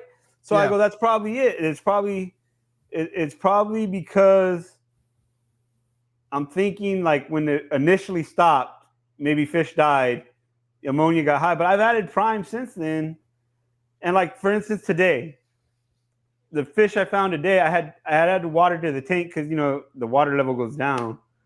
I added water to the tank and I put my prime. I did everything for the right amount. And today I found the beta. That was yesterday, and today I found the betas. And I know I added prime beforehand. And prime usually is good for a couple days to handle the ammonia. So Depends. How often are you testing for the ammonia?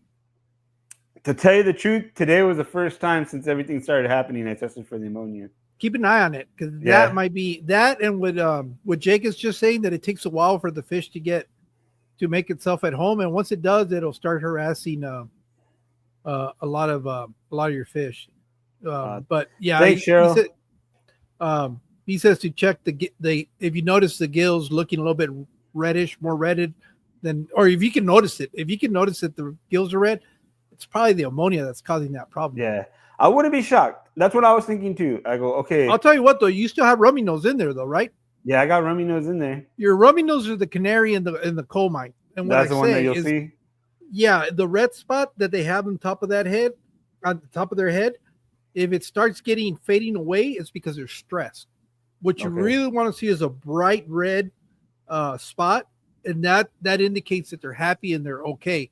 But the minute they start stressing out, it starts fading out. So kind of keep an eye on those guys, because they're the ones that'll let you know when something's going wrong. Your tank is haunted. It is. It's haunted by the old fish that I'm kicking out. The fish that used to occupy that tank. Well, Funk must have put some of that voodoo on your fish tank, dude. What did you do to Funk? I don't know, man, but that's what probably it is, because I had the original fish in that put tank. some of that and I took them all out. itchy anus on your Yeah. fish. That's what. But You should be nice to Funk. yeah, he's out here sending the freaking haunting of my tanks.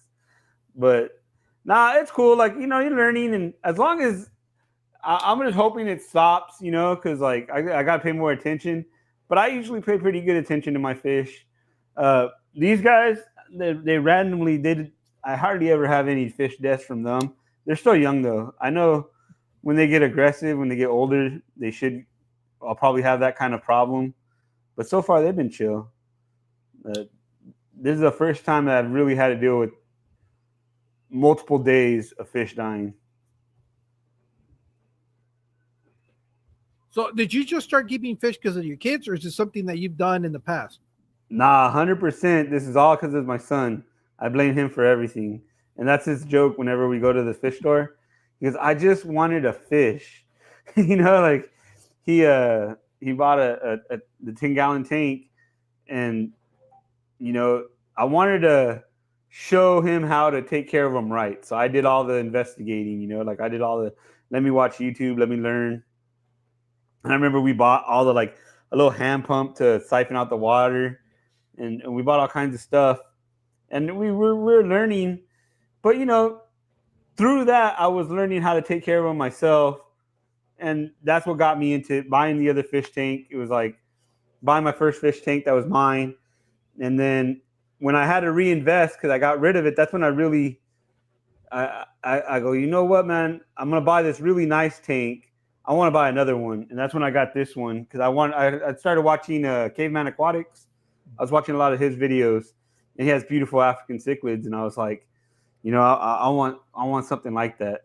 And then once you get that, you feel a lot more comfortable buying other fish. You're like, okay. So I remember I bought guppies, and it was like, oh, I got to put them in their own tank. And then I bought my puffer fish, and it was like, okay, it's got to go in its own tank because it's going to eat everybody else. And yeah, you go down that whole rabbit hole. So how many tanks are you up to? I think 7. I've seen 2. Oh, 7. I got 7. So I would trade 4 if I could just get one more. You know what I mean? It's like, oh, okay. So I got my cube and this one. They're the show tanks. They're the ones I'm really proud of the way they look. The one on my toolbox, I call it the toolbox tank because my wife said I can't have any more tanks inside the house. So I have it in my back room in my toolbox. It's hiding back there. That one's really pretty. I really like that one. It's a planted tank. And then there's my son's old tank that he used to have. That one has the babies, the fry from these guys.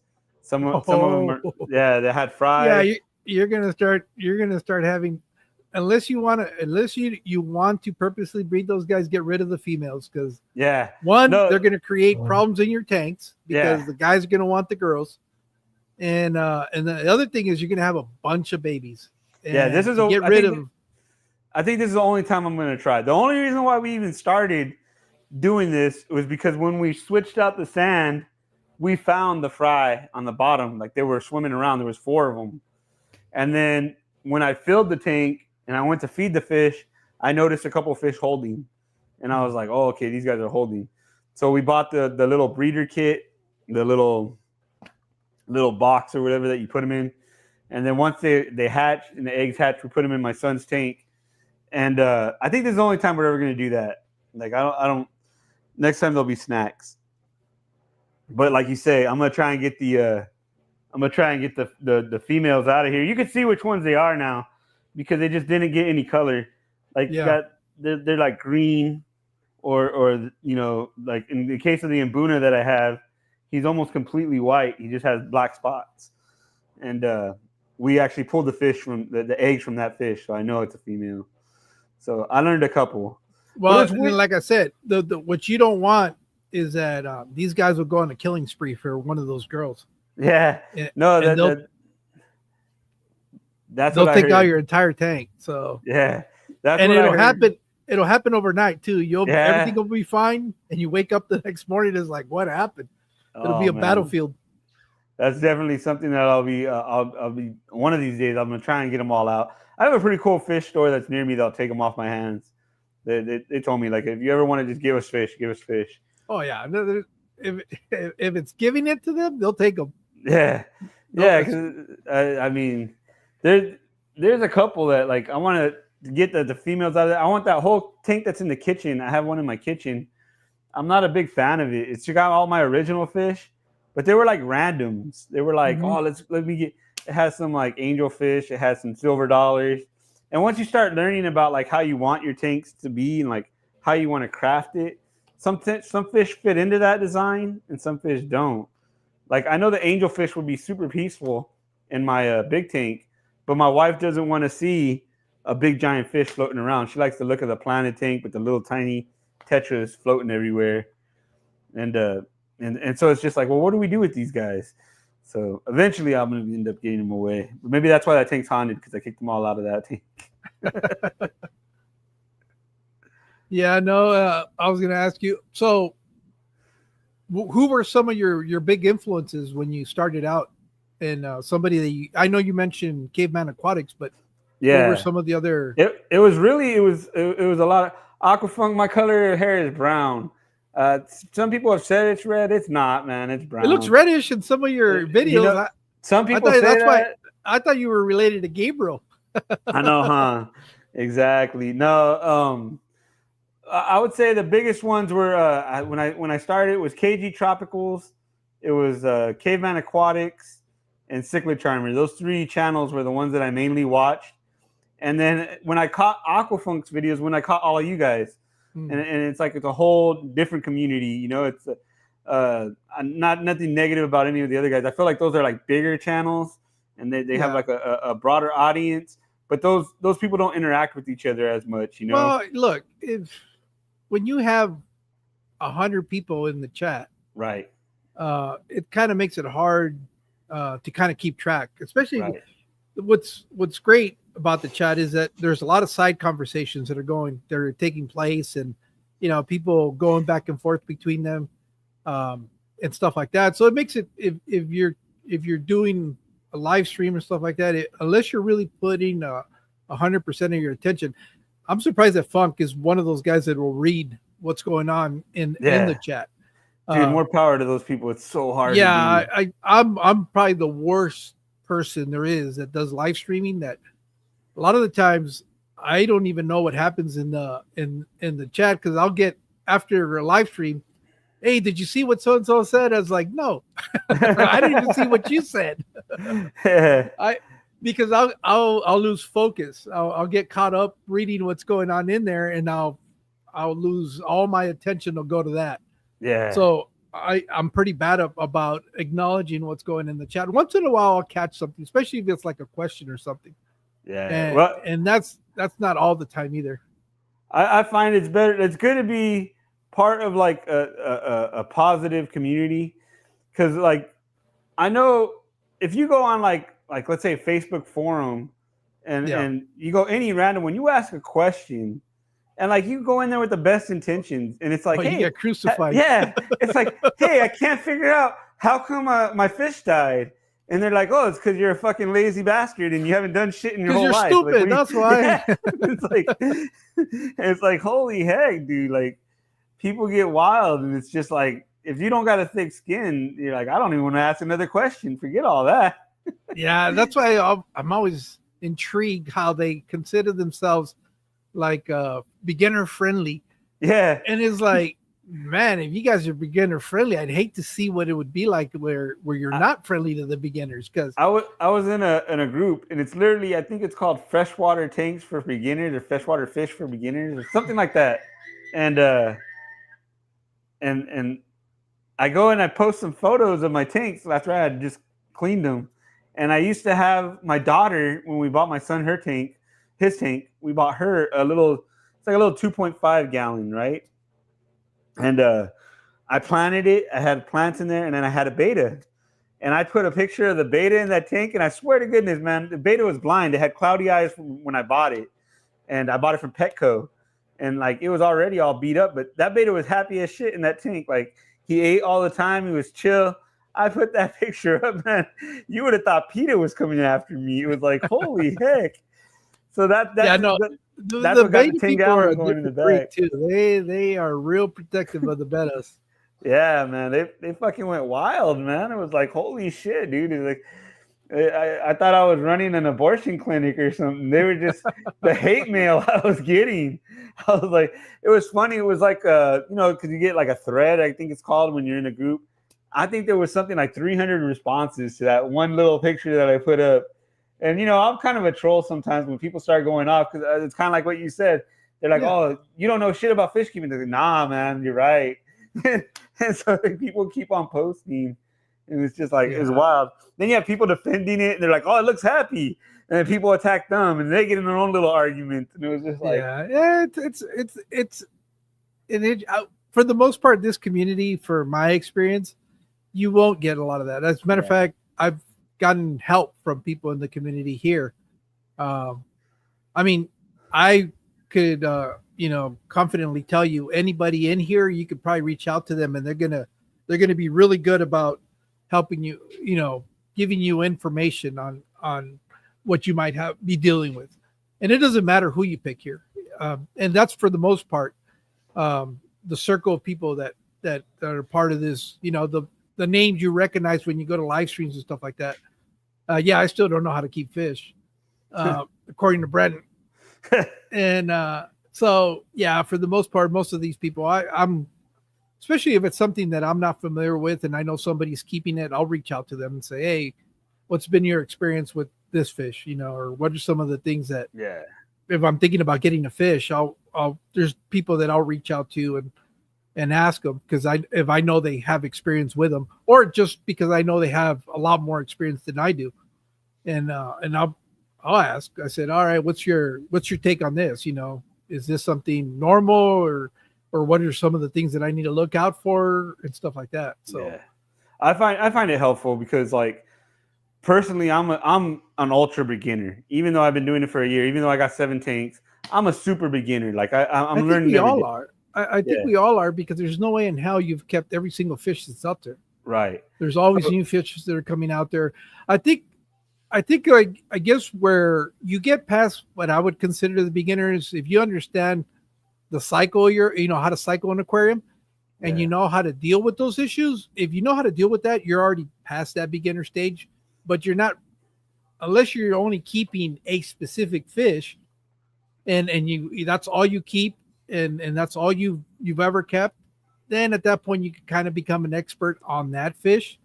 Yeah. But in the hobby in general, it's impossible to really call yourself an expert.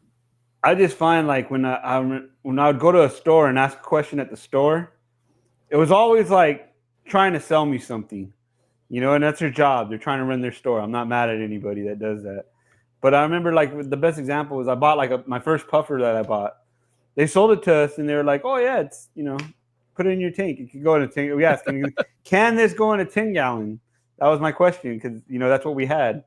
And the guy goes, oh yeah, it's fine. And then the first video you watch, you're like, oh, 30-gallon minimum, It's like, and I know maybe it would be fine for a while. It would have been fine because it would only have been so long. But that fish lasted like a week. And then whatever killed it, from stress or not being happy, whatever, it got sick and died. And then it's like, when I asked the guy, like, hey, what should I do? Because I wanted to get another one. I wanted it to succeed. And I just felt like he was just trying to sell me stuff rather than coming from a place of, here, let me share some knowledge with you.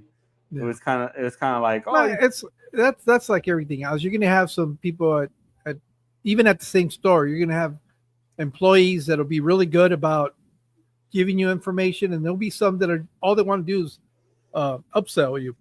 So, yeah. But that's just normal. That's just anywhere you go. It doesn't matter if it's the fish hobby or not. Man, I got a question for you, because I know you've been to a lot of stores. What's some cool stores what's some of the coolest ones that you went to? The one, it depends of what you would categorize as cool. Is it like different amount of species, or like how the store looks? I would say like a store you went into and you're like, I got to go back there. Like, the one that I did in Vegas. And just because I've recently have gotten into doing plants. Oh, that was the one where all the plants are hanging over it, right? Yeah, I'm just recently starting to get into the whole plant thing. Yeah. That store to me was really impressive. And I know it's pretty impressive because I just heard that store mentioned on Aquarium Co-op. Oh, okay. So, and they were talking about that store, and I was like, oh, okay. So it wasn't just me. And actually, I know that store is cool because that's one of the videos that has the most views. Okay. And to me, that's a good indication that a lot of people like that store. What's crazy? I was in Vegas for like a month and a half. I had to go do work over there. Our company got the plumbing contract for Home Depot in Vegas, but they didn't have any plumbers. So they paid for a hotel for me to go over there and work until they hired somebody. And our hiring process takes a while. So I was there for a good, a healthy amount of time. And I visited a couple different shops. I visited a shop with the guy you've had on your channel a couple times, Caleb. I believe his name. I went to his shop. What is it? Las Vegas Aquariums? Yeah, something like that. And yeah, that shop is different now. Yeah, it was weird when I went. I'm gonna be honest. When I went, it was like it wasn't like the most coolest place to go to, but he was an interesting cat. He was an interesting cat to talk to, and I followed him right after, and then I've talked to him a few times on online, and I like him. But there's a place here in I'm trying to think of the name of the city, in West Covina. There's a place called CK Fish World. Have you ever been there? I've been there too. I like that store, man. I Yeah, feel, that store has everything. yeah, Everything. If that's you're why it's like you say, they have, if you're into like, scaping, they have everything you could want. They got all kinds of stuff for scaping. As far as fish, they got a great variety, but I like that they have so much on display to show you what you can do. Yeah. I think that's a really cool idea to have, but they have the size of store to do that too. Yeah, let's see. What is any fish will do? Says Marcos. I'm Go gonna to be Nolan's Aquarium in Santa Ana. I'm gonna be honest, and this isn't probably like the best thing to say. I didn't have a positive experience at Nolan's. I think it was on off day. Like maybe it was like a day that You know what? And this is something from that store that Vegas store, because I mentioned to him that I've been wanting to go out there. He goes, "You got to make sure you reach out to Nolan before you go." Okay. Just because I don't know, I guess he needs to get a heads up, or other than that, because he's never there, and when they're and whoever's there, they're always so busy that they don't have time for you if you don't reach out ahead of time. That's if you want to do a video. If you want to go as a regular customer, that's a different thing. But yeah, I don't know. I've heard what you're talking about, where it's kind of like they were so busy that they didn't acknowledge you. No, I went as a regular customer, and really, I had like we tried to go there before. We tried, me and my wife went, and I remember I took my dog, and my dog had a pee, so I had to like go walk the dog for a little bit, and she went on by herself, and something was uncomfortable for her. Like I think she tried to use the restroom or something, and she wasn't able to. It's not set up for that, and that's not nothing bad. That's not everyone's set up for public restroom, and it was like, okay. So then I came back on my own, and he has beautiful fish. Nolan's store does have really beautiful fish in there. And to tell you the truth, when I interacted with him, he wasn't a bad dude. He was a chill guy. And I met him at the fish swap. They had a fish swap maybe like the next weekend. And at Coast? Yeah, Coast. And he was a very nice guy there. My experience in his store was kind of, I didn't enjoy it as much as I thought I would. Yeah. But maybe it has to do with like, when I go into like there's a store down here, it's called Nautilus Tropical. I go in there, hey guys, how's it going? Well, you chit chat. It's a great time. The people. I think you get into that, and you just like going to those kind of places, and you're used to that. Maybe if maybe if I knew Nolan better and I interacted with him more, it would be that kind of thing. But I just didn't have as good a time. But he did have very nice fish, and he had, when it came to cichlids, he had a really good selection. Yeah. If you wanted, the other store there's a lot of good stores, because I guess it would be my city then, because if I go to the Phoenix area, my favorite store to go to is the Chlorophyll Corner. Okay. And but that one is like what you said, that's for aquascaping. If you love to do aquascaping, that store is set up the same way. It's kind of reminds me of CK World, but in a smaller scale. Okay. And so that one and that one I really enjoy. And if I go to San Diego, the one store that I always like going to is Pezzo. That's in Kearney Mesa. And I love that store. That store is another, but again, what makes those stores, that the reason I like them is they have very good plant selection. I mean, I get to see a lot of different plants that I don't normally see at stores. And they have a lot of the smaller species fish, like a lot of the nano stuff, which is what I'm into. And so they have a lot of that. And, it's just, and aquascaping, they have all those three stores. What they have in common is the displays. They have these really, really nice display tanks. Again, that'll let you get a really good idea of what can be done. Yeah. If you, if you Dude, I think that's so smart. like it's so smart to have a nice display tank to I'll to show off what could be done.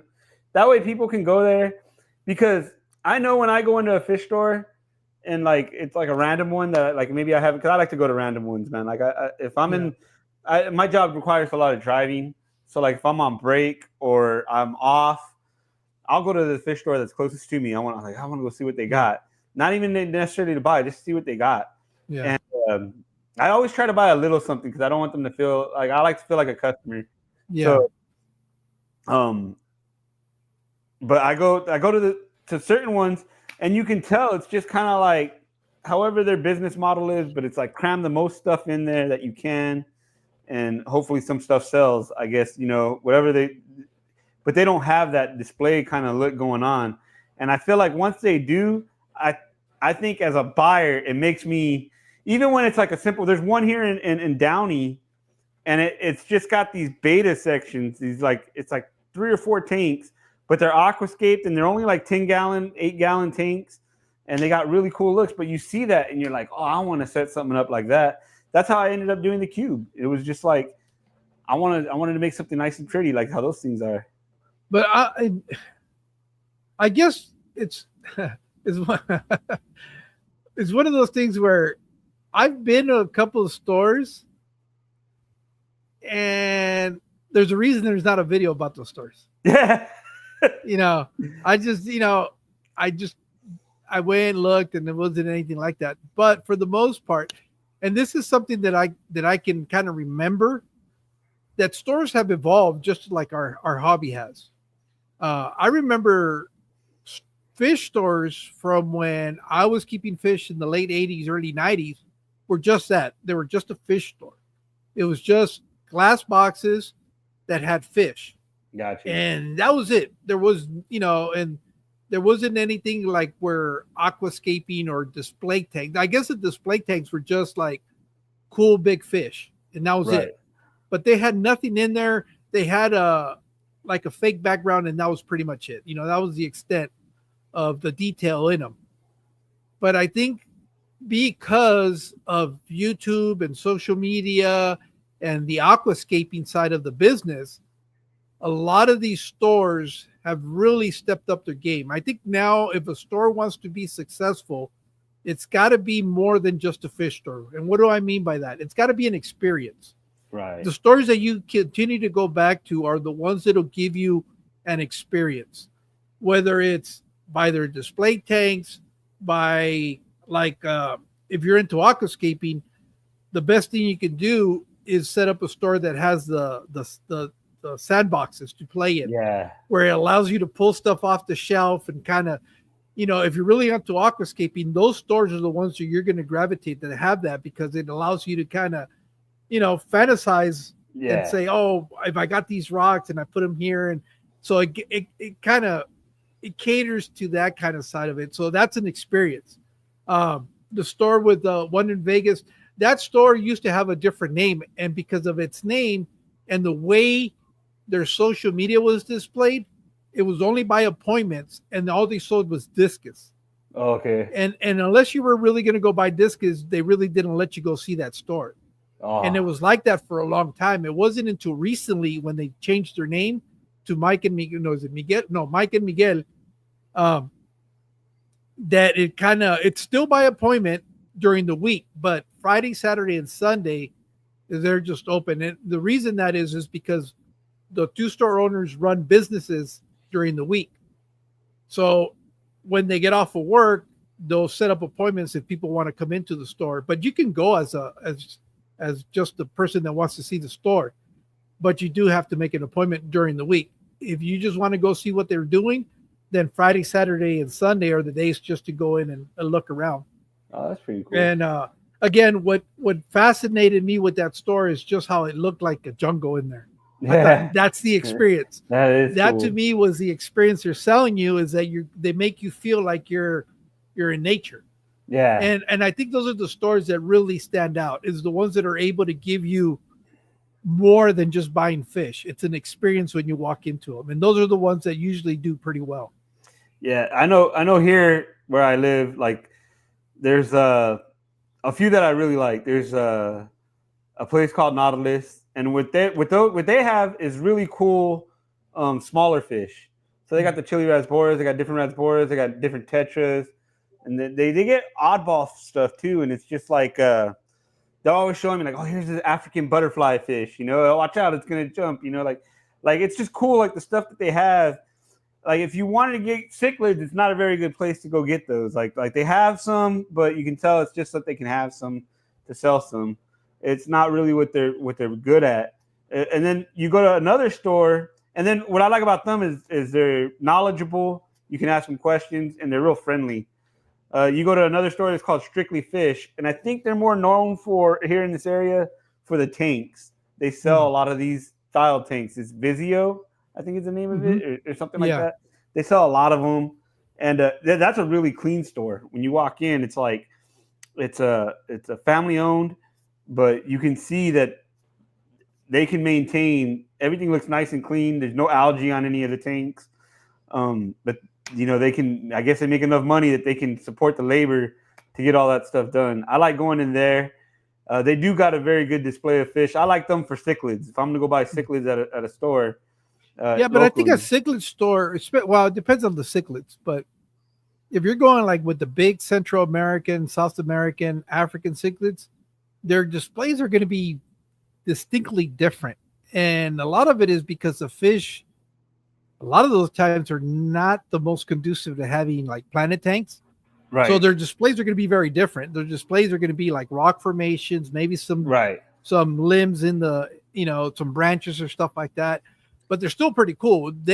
What ends up happening, especially with with cichlids, it's the color of the fish that's really the showpiece. It's not what's in the tank. The fish are the main attraction.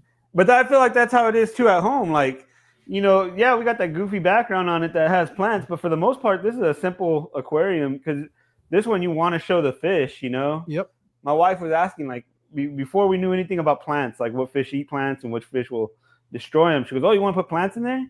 And I was like, well, I kind of want the fish to be like like they're the main attraction. That's the whole thing with those type of fish is you want to be able to see the fish. That's the display. Yeah. You're not going to go in there and put a bunch of plants in there because it kind of hides what the fish look like. Right. Yeah. And so, yeah, that's what I like. I like going to different stores like that because, like I say, like that store is a totally different story. You're not going to find the same kind of crazy variety that, like, let's say Nautilus has. But Nautilus, you're going to go in there and, you know, I'm not saying they're dirty. I'm saying that there's two guys, they're brothers, and they run the whole store. So it's like, you know, the store looks more like it's a hustle bustle kind of store. Like, you know, it doesn't look as fancy. And then like you go somewhere different, like CK Fish World. I really like going there. There's some cool ones that I like that are local that I like to shop. And I like to shout them out in the videos whenever I can talk about like, oh, I got the fish there. Because I think it's really cool. I hope people visit the places I like to go to because then hopefully that keeps them in business and gets me better fish. Yeah. So, you know, it's one thing that I've noticed that has changed a lot is I remember going into a fish store and the fish store had a particular smell. It was kind of like musky. Well, every time you walk into a fish, that was like in maybe the late 80s, early 90s. And it was kind of like, you knew you were at a fish store the minute you opened the door. But things have really evolved. And I don't know if it's because of filtration or I don't know. I don't know what it is. I can't tell you what it is. But the biggest difference is that they don't smell. They don't smell like the stores that I used to remember the way they smelled. And I don't know. It's just something has changed. I don't know if maybe because a lot of these stores it seems like a lot of the LFSs, a lot of the guys that run the store are hobbyists too. And they started out as being hobbyists, and then they decided that it was a good idea to open a store, and they've done that. But yeah, no, it's one of the, like I said, I know I'm at a good store because my wife is always with me. She, you know, well, I would say 80% of the time, because there's been a couple of times where I've gone to stores where I'm by myself and I just happen to be there. but I know a store is good because my wife is not into keeping fish. I mean, Right. she enjoys watching them. She'll come in here. That's what I was looking over a little while ago because she walked in the garage and she was looking. And she'll come in here and look at all the tanks and she'll point out stuff that she likes and stuff like that. But my indicator of a store being good is when she goes, "Oh, that store was really nice," and she's not a fish enthusiast, but there was something about the store, even for her, who doesn't like fish, that she would say, "Oh, that store was really nice." So that's when I go, "Oh yeah, this store is definitely." It's not just me who found it interesting. It's they've got it to the point where even somebody out of curiosity walked in there and they're like, "Oh, this is cool," you know. Yeah. And that to me is a good indication that the store is doing something right. Nah, I totally agree there. It's definitely like you say, the wife is a good judgment because like my wife's the same. Like she'll like fish, but she don't like them that much. But if she doesn't like a store, she'll let me know right away. Say, oh, like there's one that's close to home. I won't even say the name, but it's close to home. Nice people, they run it nice, but it does have like a smell to it. And you know what turns her off? What she won't let me go back to the store if it has is like if they have like guinea pigs or something like that, where it's like they're trying to sell Yeah, different those kinds. stores they have reptiles. Yeah, Oh, they smell different. yeah, and it's just like, oh, we can't go there. And But there's a I guess the smell that I'm talking about is more like mildew. yeah, yeah, I get what you're saying. If you ever in high school and you had to wear that high school gym T-shirt that you would throw in the locker every time you were The one done, that's and been in there for 2 weeks. yeah, that smell was kind of like when I was talking about the stores that I remember that would smell. It's like that funky mildew kind of, it's been, humidity, high humidity in that store, and it just kind of gets that distinctive, what I used to call fish store smell. But I haven't come across that. Only one store that I've been, and that's one of the stores that I didn't record because I think there was more Negative. bodies in the tanks than fish that Oh, were swimming around. And I yeah, was that's like, harsh, right? And then yeah, it's no, like, I'm not gonna do them dirty like that because yeah. I'm not gonna be able to lie about what I'm seeing. And the last thing I want to do is badmouth a store like that because that's not good for what I'm trying to do. It's funny because Aquafunk he says because of the internet and reviews and customers knowing that they can go someplace else better, so LFSs have to step their game up. That's probably why they improved. I think that Yeah, matters a lot too. I think trends change. I think yeah. maybe back in the day, the type of fish keeper probably cared more about the cheapest deal they can get with or like they had different cares, and now they're trying to get more of a Well, I like think a they have to do casual more. person. They have to do more to be able to be successful. That's the Right. thing, though. It's like I said, I really do believe that the stores that do well are the ones that'll provide an experience. What that experience is different for each store. Got you. But if you can walk away from there and it's something that's memorable about something positive about that store, Yeah. they're more than likely going to do better. Or if you can get the the the non hobbyist to be able Yeah. to go in there and still walk away impressed about what like my wife, she doesn't know much about, but she'll tell me, "Oh, those tanks were really clean." That's something that she noticed. She knows, she notices that they were clean, and to me, that's like, yeah, that's interesting. But I'm looking at more like how do the fish look? Yeah. Uh, you know, are they looking? But that's because I'm a hobbyist. But Right. to her, just to be able to walk in there and go, "Did the store look nice? They had nice displays. They had plan arrangements.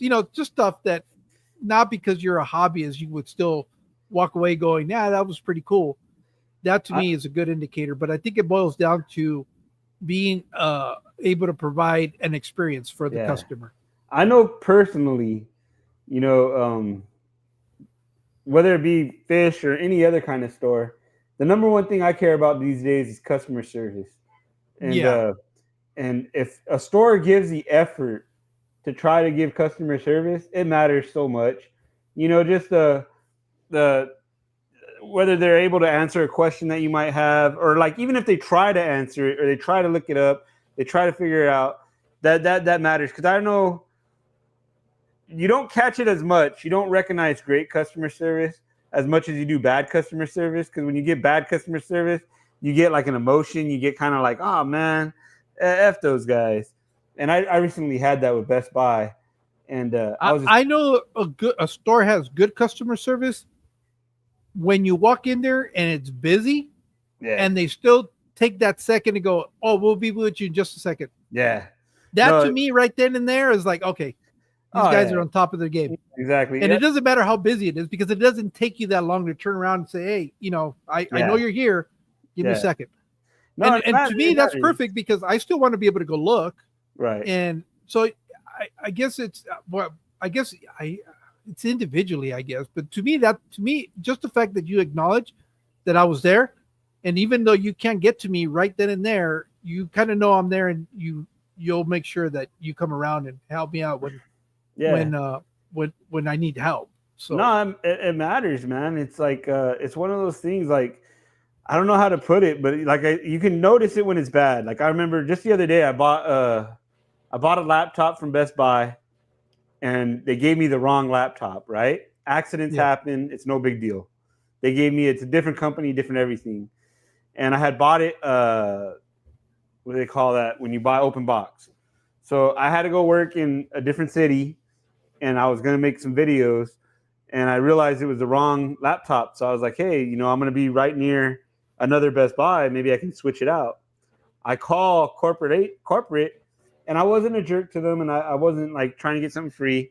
I said, hey, I just want to know if I can get the same deal somewhere close by. Like it was a good deal on the laptop. And the guy goes, oh, you can go to this one right here and just switch it out. It's close by.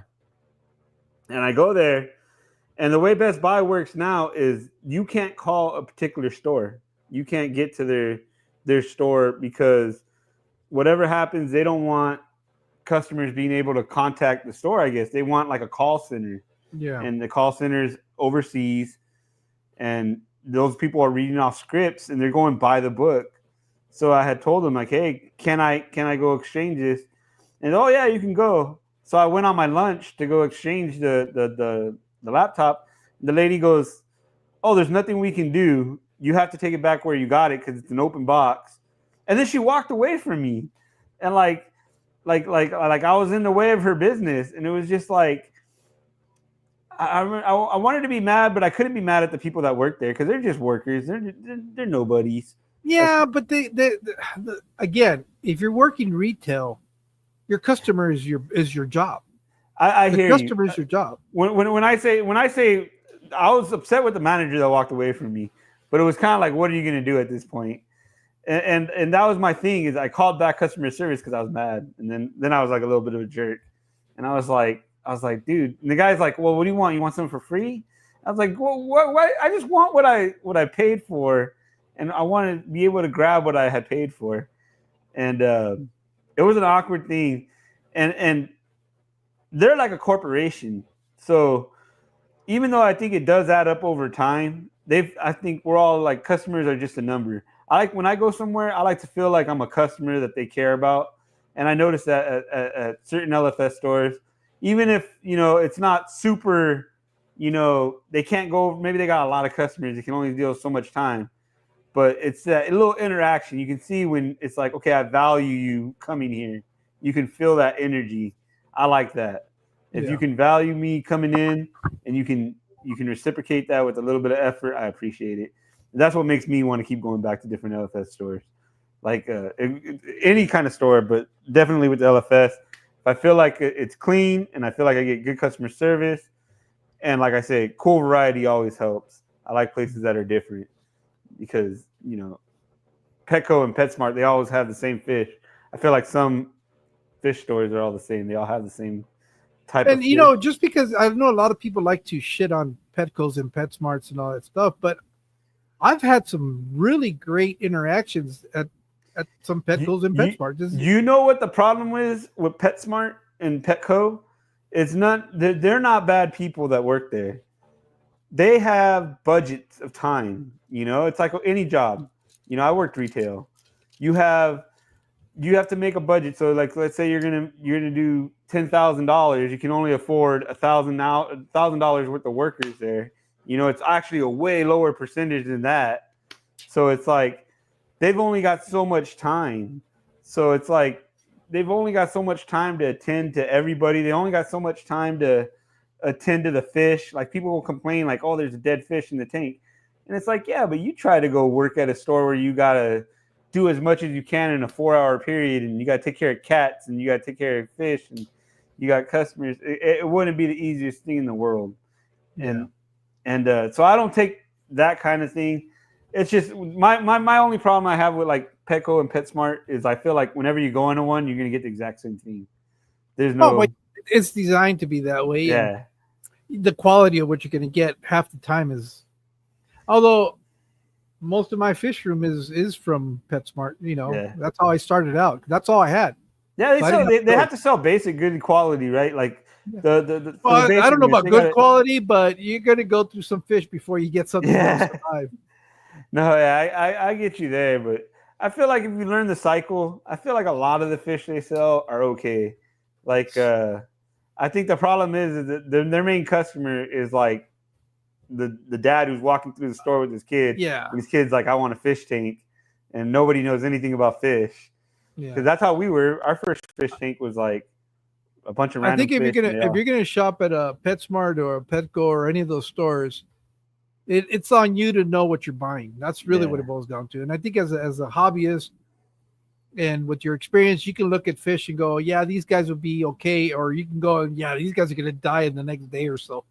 Yeah, They're not gonna make it, so you just don't get anything. But a lot of that, I think that's why I managed to have some success because when I end up buying stuff, is because I know it looks good. It looks good. It looks healthy.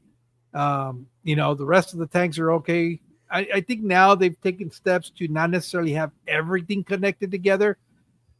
They still have rows that are all in the same system, but at least it's not the entire setup. right. So that if one fish gets sick, they're all Yeah. But enjoy. as a hobbyist, you should know if you're looking at sick fish, don't buy them. At Yeah, this point, you know what a sick fish looks right. like. It's on you if you buy it. No, exactly. Joy of fish keeping. He said most of the Petcos in my area say I've had a bad experience. Low staff is an issue. I get it. Here's the problem. I'm gonna tell you. Like I mean, anybody that's ever run a business, because I ran a meat department, right? You're not allowed in most businesses to schedule your people off what you know you're gonna sell. Yeah. You got to base it off last year's numbers and projections, but you can't over project. They always want you to under project because then everything's a profit after a certain number. Like you don't want to end up in the losing column. So I know, for example, when I ran my meat department, uh, if it makes any sense, I had my very best worker. He's the guy who did the best work for me. I had to tell him, I go, hey, on the schedule, I can only put you down for 24 hours. I'll give you 48, but on the schedule, it's going to say one thing, but that's the way I have to write it. And I think Yeah. that's how these corporations are, like PetSmart and Petco, that they look at the numbers in the boss level, and the people who run them, they're not allowed to schedule more people than what they can schedule. Even though, like, maybe if they scheduled them, they'd have more help and all that, and more people could get served. They got limitations to what they can do. So it's kind of a sucky situation for them. Yeah, and it's also with like a lot of these pet stores, the big box pet stores, like what you were mentioning, the same guy that gets your fish is the same guy that's got to get your stuff for your Cat. cat, your dogs. Yeah. So they might not necessarily know anything about fish. Yeah. Some of They them are might pretty have good. one good fish person in the Yeah, whole store, and then that person's yeah, off. yeah. So a lot of times it's not necessarily the employee's fault. They just don't Yeah. have. They're an No. employee. That's what they are. Yeah. They're They're an there. employee It's to a big chain. Yeah, they're there to get work, and they're going to do whatever the company tells them. That's like when I was a meat cutter, man. I was a meat cutter for 15 years. If you would have asked me how to cook ribs on my 15th year, all right, this is like I've been 15 years in the business. You came to me and go, how are you going to cook these ribs? I would tell you, boil them for a couple hours, like boil them, simmer them for a couple hours, and then you could throw them in the oven or you could throw them on the grill and just finish them off there. It took until I left to actually learn how to cook. And it's just like just to say that like there's not like just because you work somewhere, they don't train you a lot of this stuff like how it was in the old days, where the butcher probably knew everything and how to cook everything because they got to know everything. Here, it's kind of like nowadays it's like uh, I don't know how to Well, they're put it. not professions anymore. They used to be Right. professions. That's exactly right. Like back in the day with butchering, they used to bring in half sides of beef and they would cut everything in the store. And I remember in the store they had the hooks that went around the cooler, and that was for where the cows used to hang the sides of beef. And now they don't have that. Now it comes as primals, and a primal is basically like a really big piece of meat you cut into smaller pieces of meat. And now, like a lot of the main chains that are bigger, they're getting meat that's already pre-cut, and all they do is they open up the package and they scrape it and then put it in a tray, and it's all to save time, it's all to save energy. So you're not going to know exactly the same stuff as the people from back in the day. You'll never be able to learn all that information. Yeah. So getting back to you, what now that your well, I know your channel is a lot older, but you started doing the fish content. What is it, about 3 months ago, 6 months ago? Yeah, no, the fish content's very new. The fish content's like maybe 2 months old. And I know you mentioned, hey, my grandson's here. I don't know if Nice. it's Leo or Dom. Thank you. Hey, what you guys doing, man? Traviesos. That's one of my grandkids. Nice. It's probably both of them watching it. So hope you guys are doing good. Did you guys do your homework already? Now I got to watch what I say. Well, not really, because they hear me talk all the time, so it doesn't matter. No, what I was going to ask you is, I know that you were talking about documenting your fish and stuff like that, but do you have any goals that you kind of set yourself for your channel, or what you like to see your channel happen? What something that you would like to see happen with your channel? So yeah, like I know I want to get better at making the video. You get what I'm saying? Like I want technically to get better. That's what my goal is right now, short term. And by that, not like to make the most interesting video in the world. Like I don't know. I talk about stuff I want to talk about. I just want technically the video to look good. You know what I mean? Like the sound to be okay, the cutaways to be all right, nothing overly done, nothing too goofy. So that's my short-term goal, is to get better at that, to make a process where that'll be easier to do. And then I think long-term goal, the only long-term goal I would hope for is to one day someone say, hey, would you like some free fish? It's like that would probably be the only long-term goal I have. But in the meantime, I'm just I just like talking about fish, man. I used to do it on Instagram, and I would just show my friends, but they don't care about fish. You know, like I think I have one other friend that has any kind of fish. So it's like I just wanted somewhere I could babble and talk about fish. Cool. You I know you did, was it your first live stream, the one you did yesterday? Oh yeah, I was testing it out so I can get ready to do this. I was like, oh, let me see how it goes. It's pretty fun. I've done it before. What happened? Is doing live stream something you're interested in doing for your channel? Or eventually, like right now, I'm just trying to learn how to make videos. I do better when I talk to other people. I can have a conversation, like talking to the camera and trying to follow a chat, and it's kind of like an awkward thing. Yeah, I know, right, Brandon? I would like some free fish. Thank you. I think he's talking to my grandkids. There you go. Yeah, no, they're wanting me to get a mantis shrimp. Oh yeah, those suckers will break the glass in the aquarium. Dude, there was a cool a guy. I don't know if it was. I think it's on YouTube Shorts. There's a guy who had a whole series with his mantis shrimp and a clownfish, and the clownfish got killed eventually and like disappeared. And he's like, no, those guys will tear everything up. I was watching, I think on Instagram, a guy that was fishing on a kayak, and he reeled out his fish. Like, obviously, it was in the sea, and I guess mantis shrimp got attached to the fish they had caught. Oh, and the guy saw it, and he was trying to get rid of it, and it ended up getting him in the leg because it fell on his lap, and you can see the guy rolling around in pain. I was like, Yeah, I Oh, don't need anything that can beat me up that bad.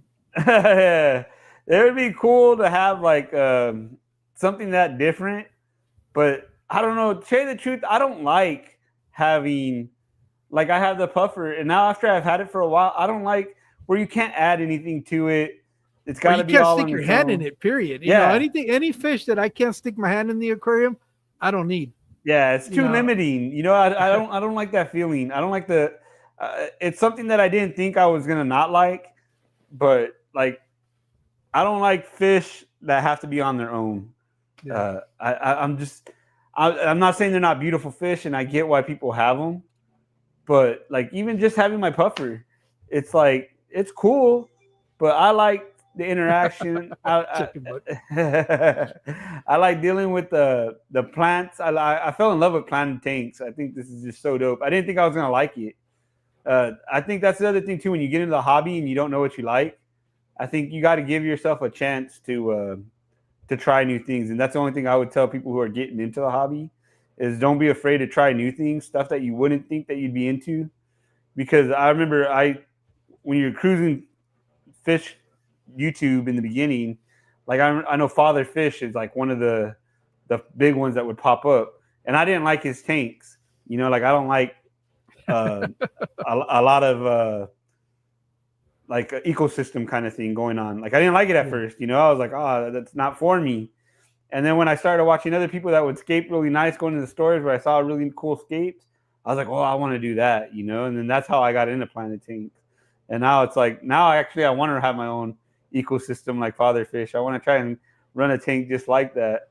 But we'll see, man. I would say anyone trying to get into the hobby, though, is don't be afraid to try new things. And then when you like something, don't be afraid to stick with it. You don't have to. You don't have to do everything. You can do just Yeah. what you like. I know you were talking about the planted one. You said you have soil. Are you using like potting soil or are you using actual I substrate? bought that Contra Soil, I think it's Okay. called. So that's the one that I have in. I have it in both my tanks that are planted, and I know when I stirred it up, I know those things. Supposedly they're heavy in ammonia. They tell you in the bag that it's heavy in ammonia. That to be careful when you're using it because it's not supposed to get in the water column like crazy, like after it's already settled. And so maybe that might have caused a little ammonia spike playing with all that, and maybe I should have dosed prime then. But yeah, I don't know. I don't know what all happened, but yeah, I like that soil. I don't have any carbon dioxide, and I think my plants grow good. I spent a little bit of money on Well, my light. I've always said that the CO2 is like adding nitrous to your car. Okay. That's the way I look. I mean, your car will still go where it needs to go, but if you want to go really, really, really fast, Yeah. that's why you put nitrous. The same thing with a CO2 tank. It'll just make your plants go that much quicker. I'm sure. I'm sure it would look great, but because my plants are in the living room, I don't have a good way to like hide like the cylinder. You get what I'm saying? Like maybe the Wow. one in the back. I would think about that. Like the one in my back room. I was thinking about putting a cylinder on that, but I mean, I like them. I like the way it goes. I spent good money on my light. I bought an AI Prime. I'm a big fan of this light. It has like a shimmering effect. That's really cool. The one in the back, it's a cheapo light. I don't even remember what it was, but it's like an Asian aftermarket light or whatever. But I just put it on some stands and put a timer on it, and it works perfect for what it Yeah. does. It's not a fancy light. It doesn't have all that RGB. But it does great the way it is. Oh, we got several mics in today. We got There Mike you Hunt go. and My Mike turn. from New Local Austin. He was lurking. I brought him out. I baited him out. That's funny. Yeah, but shit, we've all been out for 2.5 hours. All right. You know what? To tell you the truth, I gotta feed my kids, so I'm gonna Okay. get ready to hop off, man. All right, well, Marco, I want to thank you for accepting the invitation, and I'm glad that you found us. I'm glad that you're having a good time, and I look forward to seeing what it is that you do with your channel, and look forward to seeing you on some other live streams too, because I'm sure the invitations will come. Most of us that do live streams, you will have eventually guests and stuff like that. So, I'm sure that now that they know that you'll do live streams, Yeah. you'll have some people reaching out. Oh, definitely. Anyone ever wants to just chit chat. I'm not super exciting. I don't got like a ton of stuff to talk about, but I always think I can keep up a good conversation. All right, man. Well, thank you for having me, man. I had a lot of fun. It was fun talking to everybody in the chat. I appreciate it. You guys take care, man. I'll see you on the next video. And thank you guys for showing up and supporting me. And hopefully you guys had a good time. And we'll let you guys get to it because I know tomorrow's a work night and it's already like Exactly 11:30 right. in the East Coast. All right, take care, brothers. All right, you guys take care. Good night.